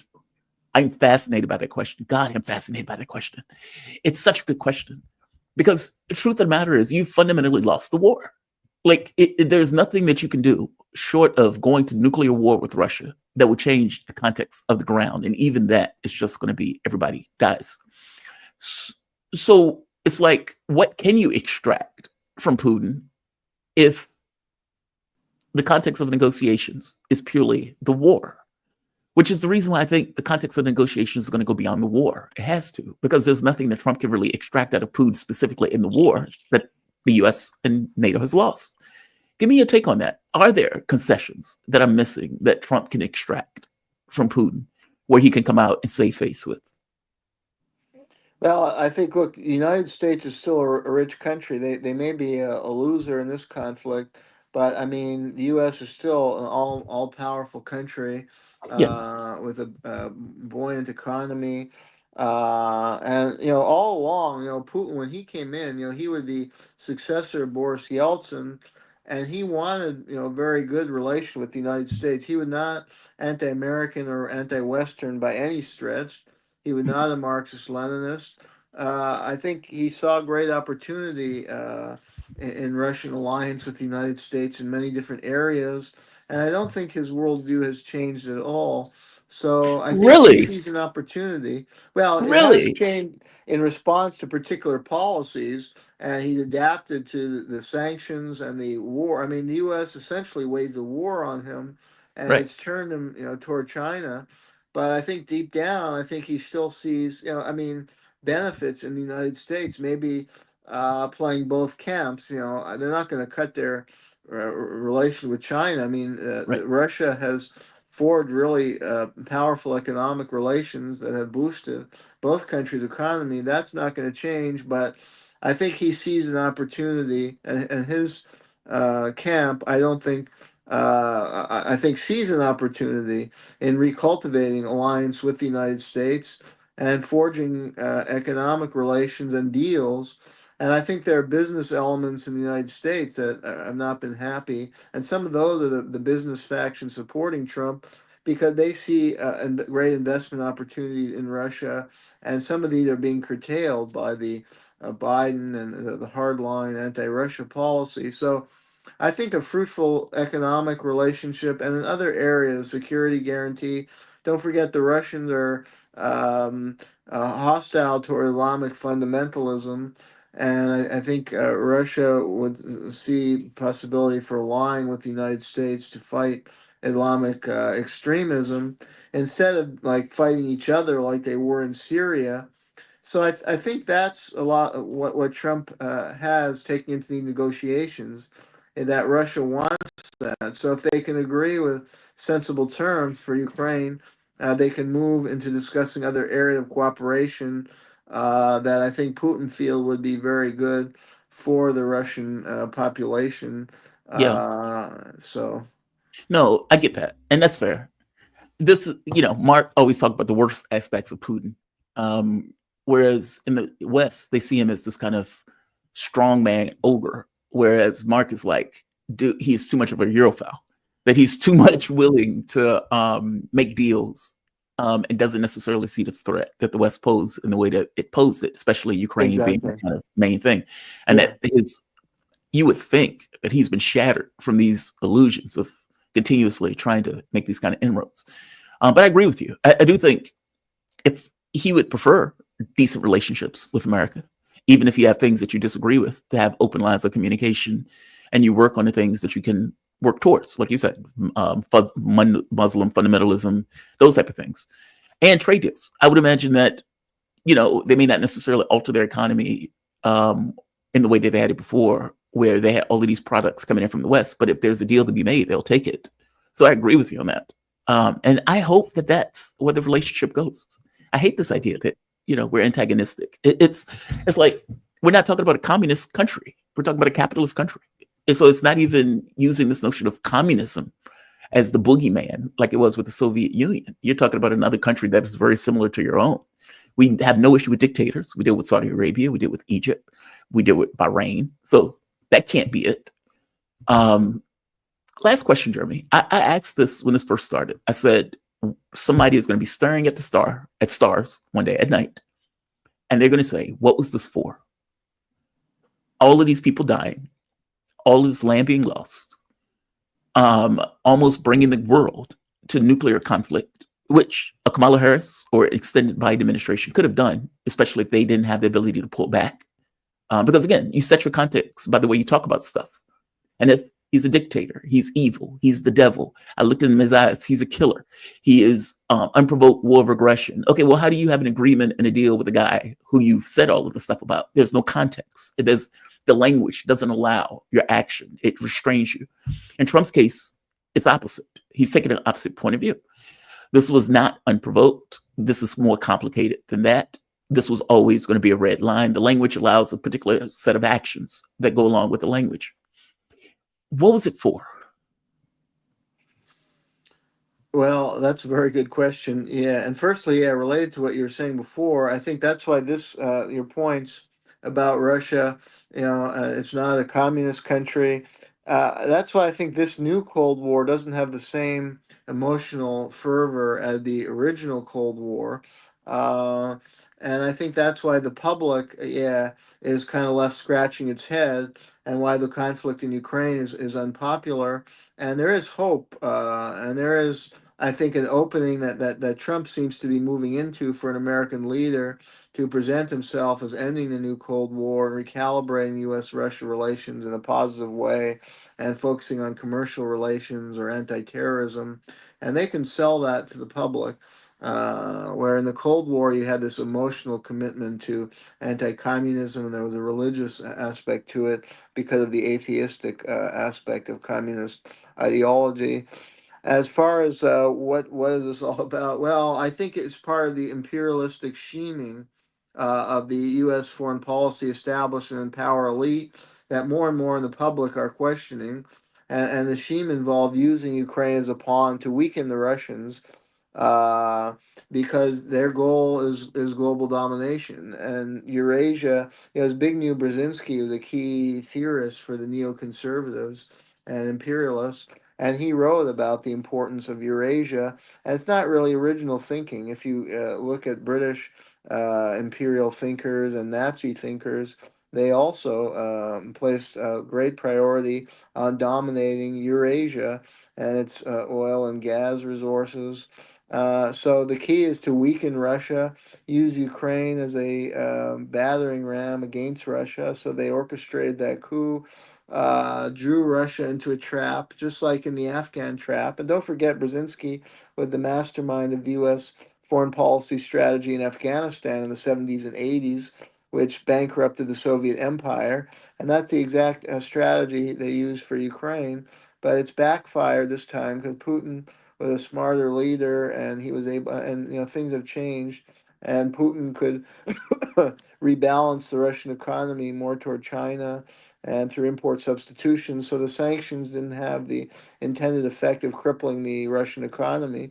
And they were using NED to stir the National Endowment for Democracy, which Trump has now cut, to spread propaganda about Putin and support the dissidents within Russia around Alexei Navalny.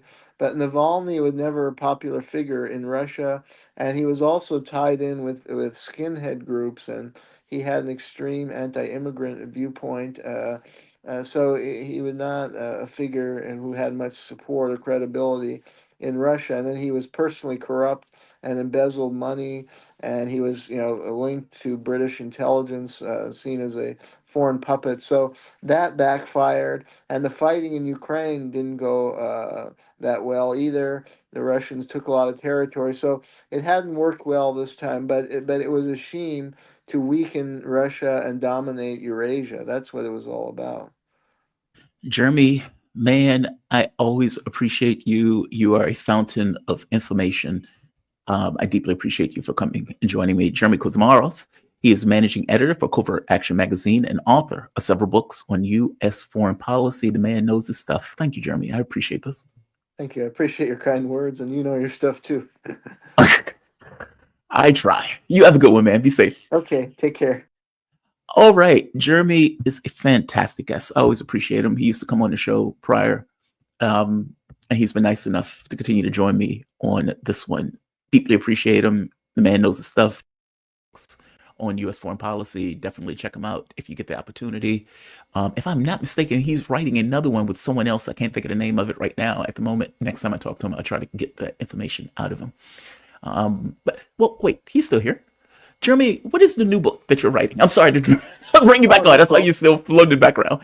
What is the name of the new book that you're writing? You're a co-author on.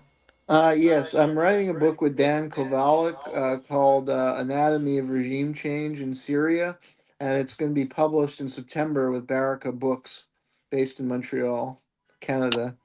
But Excellent. it should be widely available. So, yeah, it's a dissection of the regime change operation in Syria, going back to the 1950s, when the CIA first was involved in coups in Syria, and then the 1980s when they started to try and undermine Hafez al-Assad and continue with Bashar. And some of the chapters, Dan Kovalik has spent a lot of time in Syria, so Yeah. some of the chapters will be written by him about his travels there and all the interviews he conducted that challenged the Western corporate media narrative about Syria, we've been told. Explain that. What do you mean?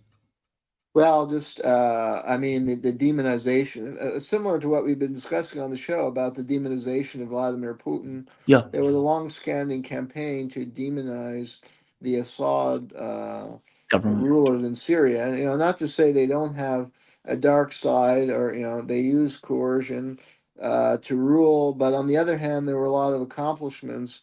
Hafez al-Assad was compared to Charles de Gaulle by a noted biographer of his, a British journalist. And in Syria, there's a lot more respect for them, much like with Putin. I traveled in Russia, and I just talked to a lot of people about politics, and a lot of people said the same thing. They had certain criticism of Putin. They wanted things run better in certain ways, but they said, look, we're a lot better than in the 90s with Yeltsin. And Putin, has restored our economy going a lot better. And, he was an authentic Russian leader.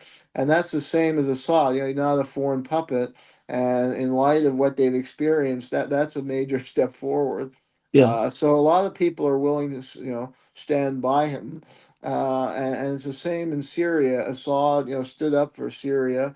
the father really modernized the economy, and the quality, standard of living improved considerably under Hafez, and they stood up to the Israelis, because the Israelis occupied the Golan Heights, Right. and that's of course a key reason they were targeted for regime change is their alliance with the Soviet Union and Russia, standing up to Israel. So it's more about that, but they play up these human rights issue. But now the government in Syria, the new revolutionary government, is carrying out pogroms against the Alawite population. And Yes. from the beginning, there were signs of that. They had signs at these even original protests that were presented as pro-democracy uprising. They had signed like Alawites are dogs, and signed inciting hatred against the Alawite population, because Assad's were Alawites.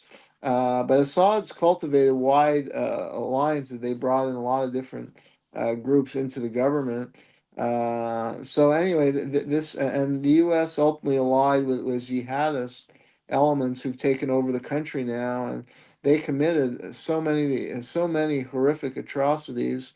And anyway, our book just looks at a lot of the U.S. policies to engineer regime change, including the National Endowment for Democracy, support for the Hmm. Syrian opposition, the Timber Sycamore covert operation of arms Obama. smuggling. Yeah. So we go into all that, and the sanctions was really key to the regime change, and that weakened over time. It weakened the population and demoralized the population, and enabled these extremists to be able to Take ultimately power. take over. Jeremy, man, thank you for this. You be safe. Have a good day, okay? You too. Take care. Talk All to you right. soon. Thank you. Yeah, man. Kabalik, I think, was on the show a couple of days ago. That's the only reason I knew that they were writing the book together. Um, we've come to end. We've come to another end. I want to thank all of you for joining me for this show. Let me go to the chat before I leave. What is this?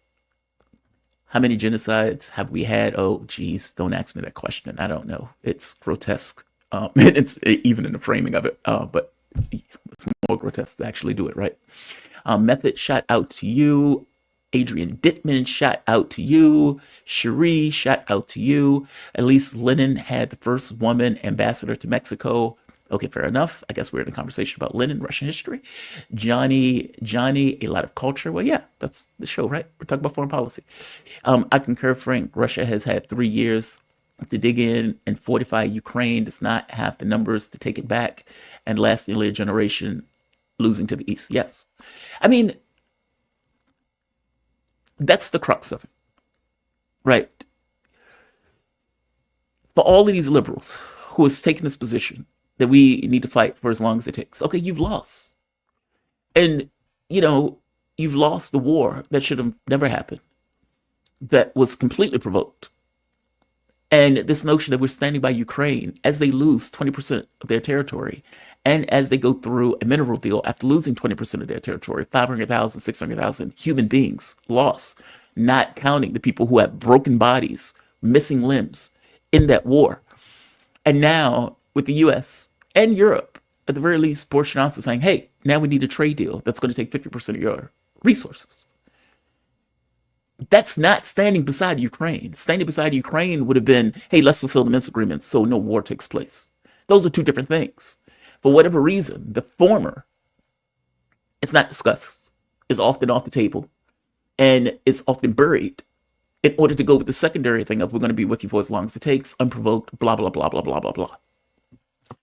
I will tell you, as a flat fact, the United States would not have accepted the premise to which they want Russia to accept. I will also tell you as a flat fact that the only reason that Donald Trump is talking like this is because he acknowledges that the U.S. has lost on the battlefield, and that NATO has lost, and Europe has lost on the battlefield, that they don't have the hard power necessary in order to change the context on the ground at all.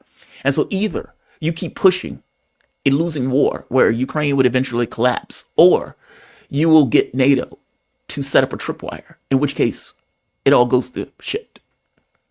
Or you do what Trump is doing now and say, let's make terms. There is no other option in those things. Trump takes what I would say is obvious and the most correct course. We're going to end the war. Now, the rub is he needs to do it. He needs to do it. It was supposed to be in 24 hours. We are well beyond 24 hours. He needs to do it. There are two other things built into that. Russia is in no rush. Russia is in no rush to end this war. None. Will they do it? Yes. Are they rushing to do it? No. They are winning in a war of attrition. They are fulfilling the obligations of the special military operation. And part of that is we're going to take Donbass. Hell, we may even take Odessa. And we're going to settle this for the future going forward. Trump, however, has 100 days. Usually a president gets a very short window to get his main priorities accomplished, because from that point, his polling is going lower and lower, and his political power is getting less and less and less. So you have to do your big item at the zenith of your power. It's the reason why Obama did Obamacare first. He wasn't going to get the opportunity to do it later. And at the point where the midterm comes, the president often loses in the midterms. So your own political clout in regards to the House and the Senate is less after the midterms. So usually the president is like, I got to get this done now. Got to get it done now. Got to get it done now. Now, it may be different with Trump, depending on if he can build successes. Hey, look at all the money I got back from Ukraine. Hey, I told you I was going to end the war. I ended the war. Hey, I said I was going to create a ceasefire in Israel. I did that. Meaning, if he goes with this argument, I did what I said I was going to do, then he may get a positive benefit from it. Trump's problem is domestic, that you are going after Medicaid. At the very least, the House and the Senate Republicans are going after Medicaid. You're going after things that people actually care about and people in your base care about, especially since you set up home in Florida with all of these old people that depend and care about Social Security, Medicare, and Medicaid. If you indeed go after those things, you will have videos of Republicans dragging a grandma to the cliff and throwing her off the cliff. I know that because that's what happened last time when Republicans got in power and decided to go after those items. And so that is not what people voted for, to be very clear. And your Republicans who go along and do that will be punished for that. Democrats, without changing anything, without altering themselves, without adding any substance, are waiting for Republicans to do just that, which is the reason why Hakeem Jeffries, the waste of space, trash politician that he is, will say, we don't need to change anything. It's all about feels. It's all about messaging. And the messaging will be, look at what Republicans are doing to Social Security, Medicare, and Medicaid. They will be right in that without having any substance of their own as they make that argument. So the political thing is fascinating. We'll see how it goes. If Trump seems to be trying to accomplish his objectives on a geopolitical stage in regards to what he was saying in the campaign, good on that, with the exception of this pivot to China and with this trash take that he has on Israel. Domestically, though, that's the rub. Oh, that's the rub. He is in a hurry to get this shit done. Russia's not. Where's the middle ground in that? And how long do we get to that middle ground? I have no idea. Yet, Poroshenko in Ukraine has said that they are going to have elections. I think he said in October or November, something like that. Okay, that goes well beyond the Easter horizon. Zelensky is not a legitimate ruler of Ukraine, which is the reason why Russia is saying he has no role in these negotiations. How? He's not elected. Once he gets elected, we will talk. He is not elected. So you're not going to pull this thing kind of like the Minsk agreements or kind of like the Istanbul agreements, where you have no real reality of associating yourself with the agreements. Whereas later on, in a year or two, you could say, Zelensky signed it. Zelensky wasn't elected, so we don't have to attend to the agreement to which we came up with. So Russia's take is, we're not going to affiliate ourselves with him because he's not elected. Once he gets elected, okay, fair enough, we'll accept if he comes to the agreement or ceasefire table or a table to end the war. Now, Trump and this deal that's on the table, again, the same thing is true. Zelensky can sign whatever Zelensky wants. Ukraine later on can say that deal is null and void because Zelensky wasn't the true leader of Ukraine during the time that happened. Now, this also has a positive benefit to Trump. If you're Trump, maybe you don't want a legitimate leader for Ukraine. Maybe you want the guy who's illegitimate because you can say that guy's illegitimate. He's a dictator. He's not elected. Just because you call martial law doesn't mean you blow off elections. There's a lot of politics that is effectively functioning at the same time on multiple levels, either in regards to what Europe wants, what Trump wants, what Ukraine wants. All of those things are kind of enmeshed in one another, with each maneuvering to try to get what they want and get an advantage in what they want. The gravity in the room is obviously Trump. He is the gravity. He is the gorilla. How he moves is effectively forcing everybody else to move in a particular way. If he says we're ending it, it ends. Europe can't carry the burden. The fact that they are begging Trump for a military backstop demonstrates that they can't carry the burden. They are irrelevant. They don't matter. That sounds brutal, but it is true. They've allowed themselves to be vassals. They're not hard military power. If they were a hard military power, they wouldn't be sitting there begging Donald Trump for help in Europe as a backstop. So there's that. Does Zelensky have the political capability of somehow being a fly in the ointment? Okay, well, again, Zelensky is reviled. The overwhelming majority of the country of Ukraine wants the war to end, even if it means territorial concessions. The fact that you have all of these press gangs trying to drag people off the streets and throw them in the jeeps in order to throw them onto the front lines gets across that something is fundamentally wrong. Part of that is Zelensky's messianic, delusional, but it may be a positive thing to have somebody who is that hated by Trump's base, who Trump can play against, who doesn't really have the legitimacy of the office. So because he's not legitimate, no, I don't have to talk to you. I don't have to have a meeting with you. I don't have to have a conversation with you. Why? You're not the legitimately elected person. You have 4% approval rating. And if you were elected or if you ran in a race, you lose. That plays into a benefit. It's not necessarily to a detriment. I think Mark might have said that. I think Mark might be right about that. I'm rambling. I'm going to end this. I want to thank all of you. And let me go to the chat first before I end it. Welsh Republic Podcast, shout out to you. NZ means New Zealand. Thank you very much. Natalie Williams, I've been watching you for over a decade, Jamal. You've only gotten better. God, that just means I'm getting old.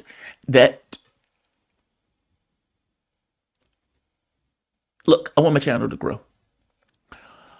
The idea that I've been doing this for 40 years and I haven't hit 40K feels like a failure. To be bluntly honest with you. I understand that was meant as a positive, and I take it as a positive, and I thank you for that. Somebody says you're an OG in this field. And it's like, yeah, I guess I have been doing it for a long time. I mean, there are a lot of people who are just no longer doing this when I started. A few people are, but many aren't. Yeah, 40K just feels like fair. That's all. Thank you for that. Natalie, deeply appreciate it. What's this one? Somebody on the internet. I love that. U.S. government doesn't do peace because we don't have a sustained peace movement in America. We don't ask for peace loudly, often enough to get it. It's because people have other things that they care about and that they're doing. And it's like, dude, I'm trying to take care of my kid. I'm trying to take care of my house. I'm trying to have sex with this woman. I'm trying to, pay my house note. I'm trying to make moves. And you're asking me about what these idiots are doing abroad. Now, they do care about it when they see Americans get killed, when their kids get killed, when their family members get killed. That's when they care. So in a Vietnam situation where people were being drafted, yes. But you must understand, it's only like 2% of this country is in the military. I think it's like 2%. And so the moment that you decapitate the draft from what the president is doing, and you have the president's men, where he can go into all of these countries, invade, knock over government, you can do all of this stuff. The American public, is not going to get that information from media because we're loving light, and anything that America is doing, we're doing it for the best interests. So the National Endowment for Democracy is an endowment for democracy. The U.S. aid is purely for aid. We're feeding people. They don't report it in the context of you're overthrowing government, you're creating chaos, you're getting people killed. They don't report it that way. And the tools of war that have become more subversive in regards to supporting proxies allows us to create a false barrier between the military actions and the actions that we're taking abroad in other countries versus having our hands on it in a way that the public can see it in an obvious fashion. War is more obvious. You're stuck with seeing what you're seeing when you're seeing people killed. Proxies, less so. Less so. So I agree with you. We don't have a peace movement in this country. I would argue it's because most people are struggling to make ends meet. And because of the way wars are fought today and the way we use proxies in those wars and conflicts, or for that matter, subversive means. But I agree with you. 1000% agree with you. Somebody on the internet, random person. Brother B, did you get your X account straightened out? No, I have not. So do some X spaces. So the answer is no. And just to give people context, my Twitter account was hacked. Thankfully, no dick pics came out. They were attributed to me because nobody believes it, right? The moment that a dick pic comes out on an account and the person invariably says, my account was hacked. They always said, when Joanne Reed had the time traveling hackers, what did she say? They were time traveling hackers that said all of these horrible things about homophobic things about gay and trans people. When Anthony Weiner, super ironic name, has pictures of his wiener put out, what did he say? My account was hacked. My account was hacked. Everybody who has a dick pic put out says their account was hacked. So thankfully, no dick pics came out attributed to my account. But it's still a pain in the ass. And like, you have all of these names, people that you communicated with on Twitter, gone. Just gone. I went to Twitter. I was like, look, my account was hacked. And Twitter is like, do you have access to the account? No, my account was hacked. If I had access to the account, I wouldn't be bitching to you about it. Okay, fill out this form and somebody will get back to you. That's it. That's the process. Nobody really ever gets back to you. Or if they do, they ask you the same question that you've been asked over and over again, because as you repeat the process, they are completely oblivious to whatever the fuck is happening. And nothing comes out of it. You're entirely talking to robots, and those robots seemingly have no awareness and understanding of what you're telling them, that your account was hacked. And then I point out, dude, this is my picture. This is my YouTube channel by the same name. Why don't you understand that this is a hacking? Nobody gets back to you. It's just gone. I started a new account called Real Jamal Thomas. That account is connected now, and I am airing stuff on that account, but nobody knows me on that account. It's super frustrating. Super frustrating. I'm going to end this. I'm going to say like. I'm going to say share. I'm going to say subscribe. Okay, what is this? No time for cunnilingus. Make some time. Oh, what the hell are we talking about here? The person that used to hack Carl Jah's YouTube channel, he said, well, how can they use it to hack Jah's account? Did they? Oh, that is unfortunate. I'm going to have to reach out to Carl.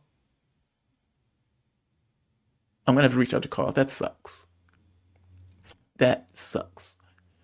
I don't know how the cunnilingus thing came up. I agree. Make time for it. It helps. It's important. It's important.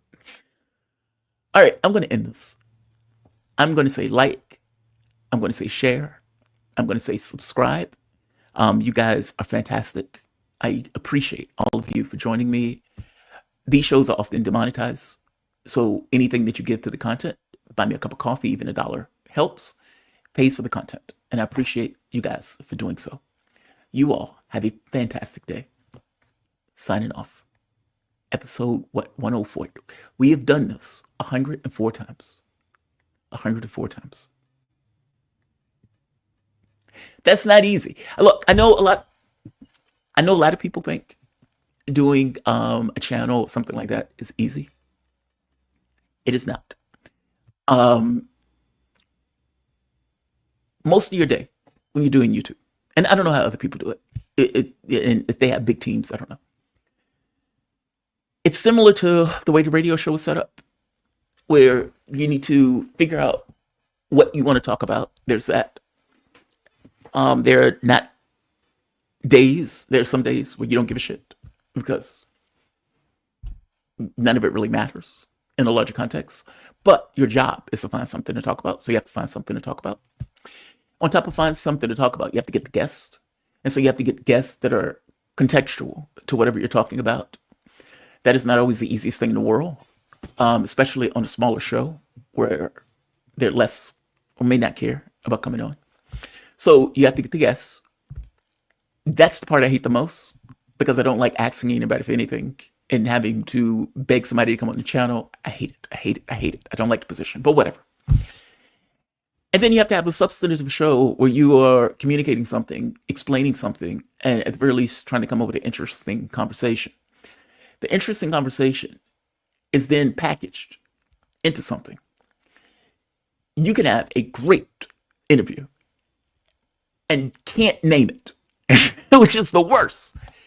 Like, because you have to put a name to whatever you're talking about. And sometimes you're talking to the guest about something that you're interested in, that is interesting, but doesn't fit well within a box that can be packaged in a way that makes sense for somebody to click on it, to find out, hey, this is actually a great conversation. So some of the best interviews might get very little, and some of what you would consider weaker interviews gets a high number of views. It's a weird space to operate in. It is a very bizarre space to operate in. But most of your day is devoted to the channel. And so things like, hey, I need to move on March 6th to find somewhere to stay. Okay, well, I have to do that later in the day. And sometimes they get pushed off because I'm still working on stuff. It's far more complicated than what it comes across as. There's also this element of self-motivation. Whereas with a regular job when you're working for somebody, okay, well, you have to get up. All of those things, you have expectations associated with you, and a boss, you have a team, and all of these things create incentives and drivers for you to function. It makes you automatic. A YouTube channel is not that. You have to be self-motivated. It's like, yeah, of course, YouTube pays. There's that. But it's different. It's not the same. It's a different space to operate in. I guess my point is, we got through 104 of these. That is fucking phenomenal. That is phenomenal. I am proud of that we got through 104 of these. Brother B, bring Tommy Sotomayor onto the show. I don't know who that is. Tommy Sotomayor. I'll look him up. I don't know who that is, though.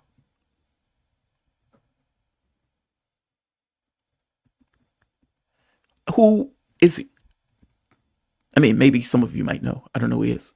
Jamal, you need to make clips of the good snippets of the conversations you have. Well, I try to. Oh, you mean beyond just the individual guests? Like, for example, I would do a clip of Jeremy Kuzmarov. I would cut him probably into two. One on Epstein and one on the negotiations. Oh, but you mean like 2-3 minute clips. Kind of like Galloway does that. But that shit is aggravating. I love Galloway, by the way, but that shit is aggravating. Because he would put like let's say a 2-minute clip. And it's like, okay, what you said there is gold.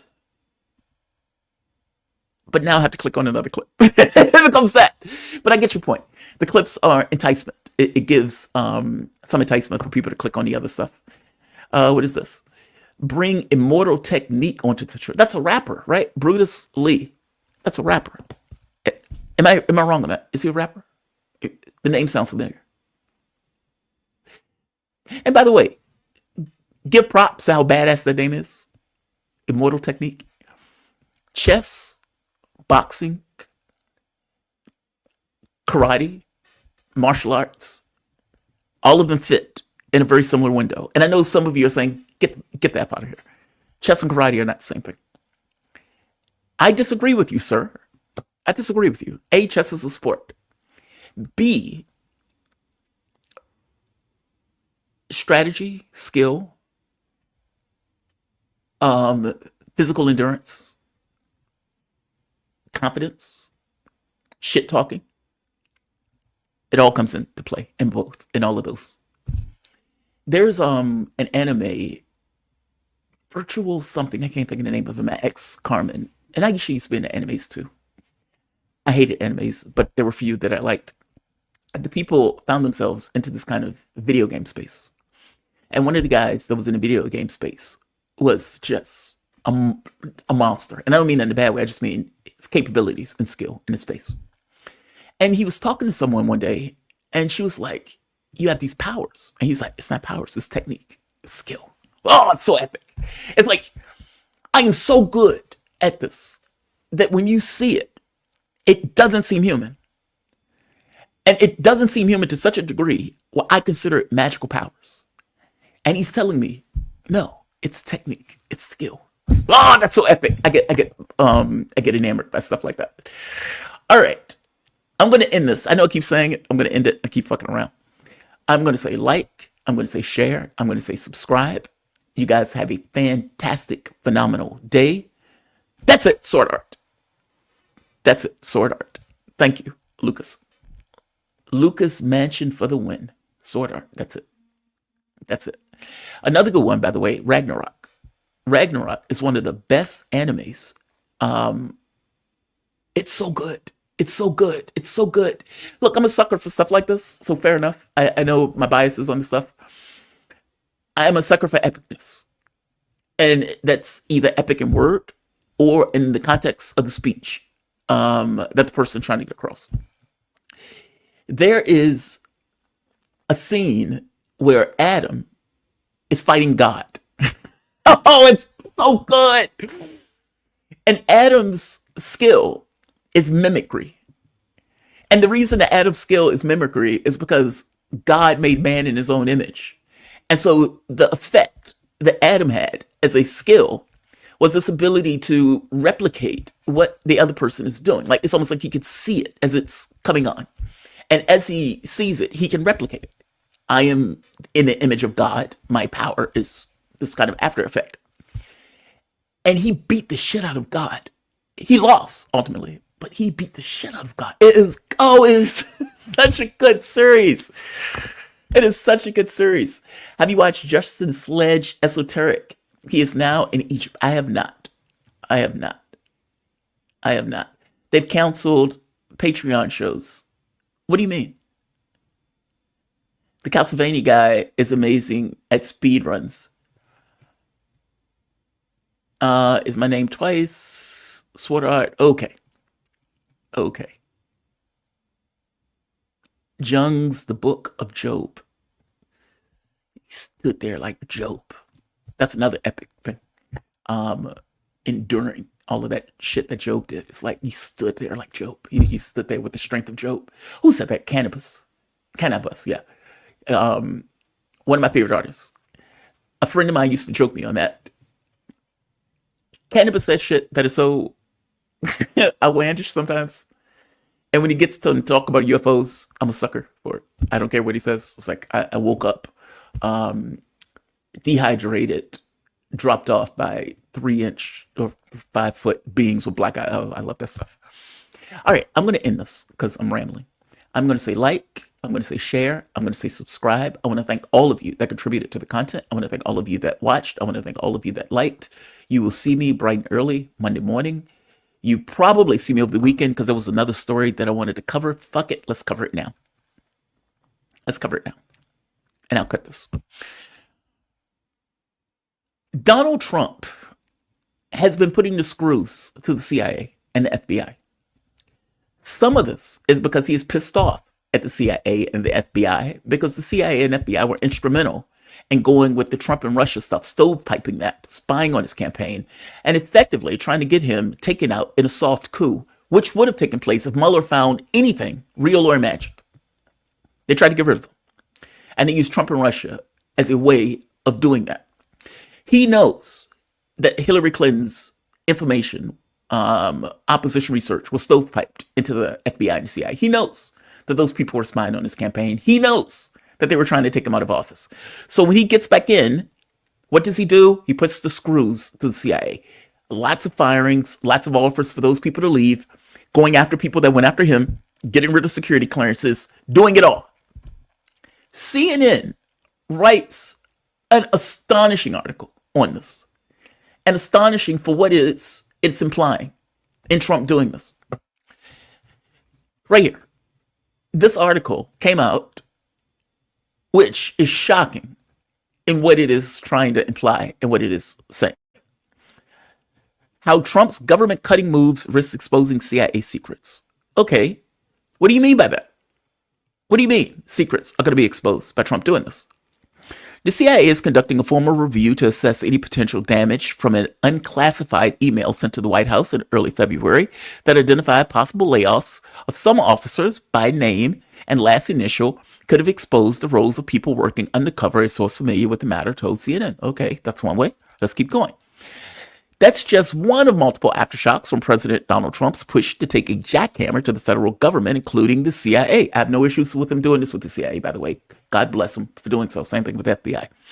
The administration's efforts to cut the workforce and audit spending at the CIA and elsewhere threaten to jeopardize some of the government's most sensitive work, current former U.S. officials familiar with the matter said. Across the river in Washington, a senior career Treasury Department official delivered a memo warning Treasury Secretary Scott Bessent of granting 25-year-old computer engineer Elon Musk's Department of Government Efficiency, basically Doge, access to the thing right here. And on the CIA's 7th floor, home to leadership, some officers are quietly discussing how mass firings and buyouts already offered to staff risk creating a group of disgruntled former employees who might be motivated to take what they know to Foreign Intelligence Service. What? What? I'm going to read that again.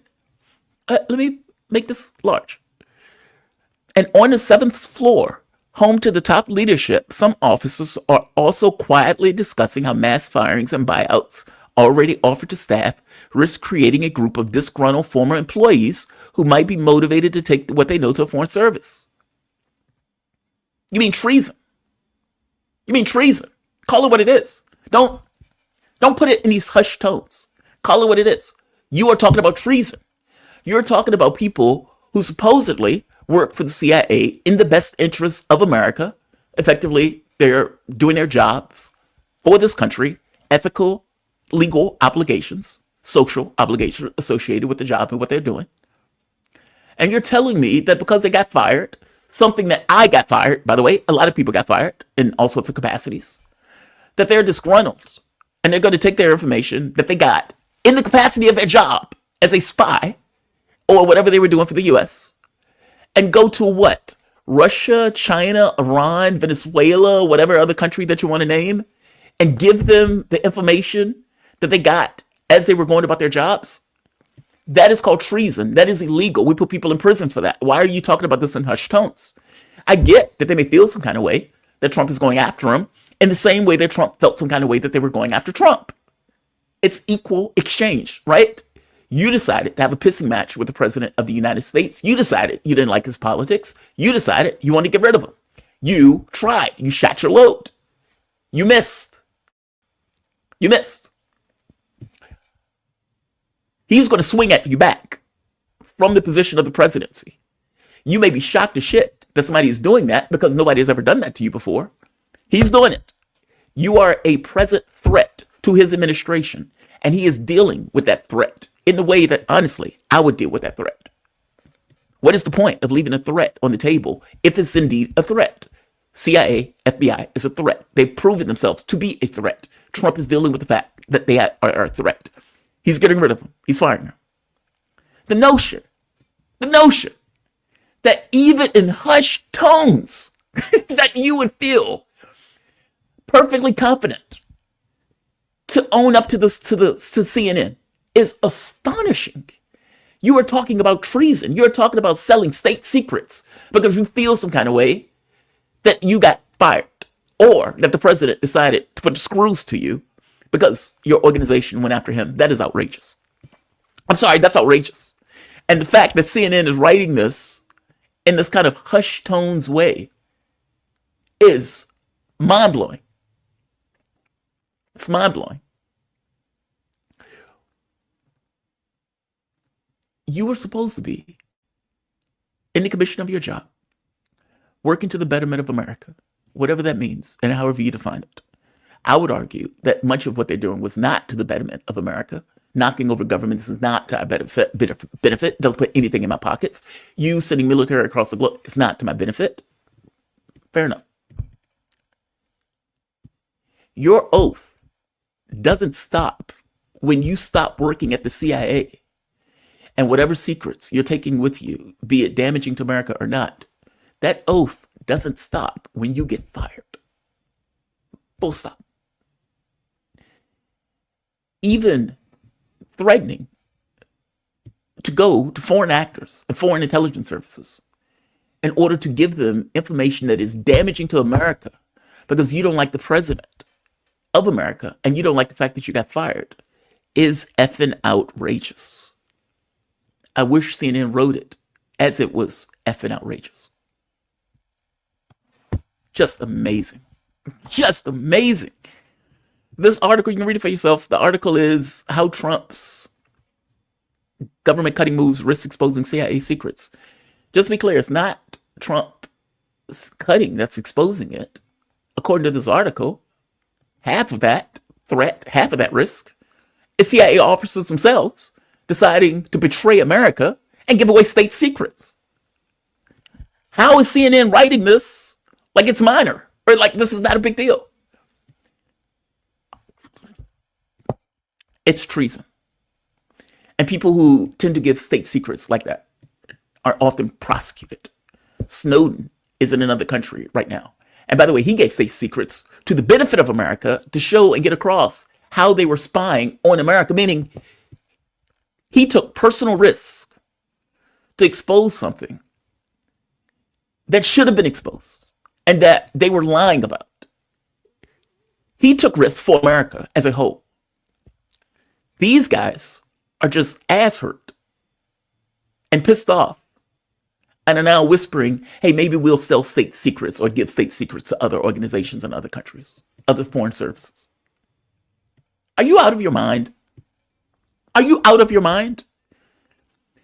Your reasoning and rationale is not even we're benefit America. Your reason and rationale is we're pissed off that we got fired. Those are different energies. One energy I accept. You're doing this for the benefit of America. Good job. God bless you. It is outrageous that you have to live in Russia after doing that, but God bless you for doing so. You took a hit for all of us. These assholes are just, we're now going to fuck over America because we're mad off that we got fired. Those are different energies. I'm going to end this. It's just astonishing. Just utterly and entirely astonishing. I'm going to end this. I'm going to say like. I'm going to say share. I'm going to say subscribe. I will see you guys bright and early Monday morning. Have a good one all. Be safe.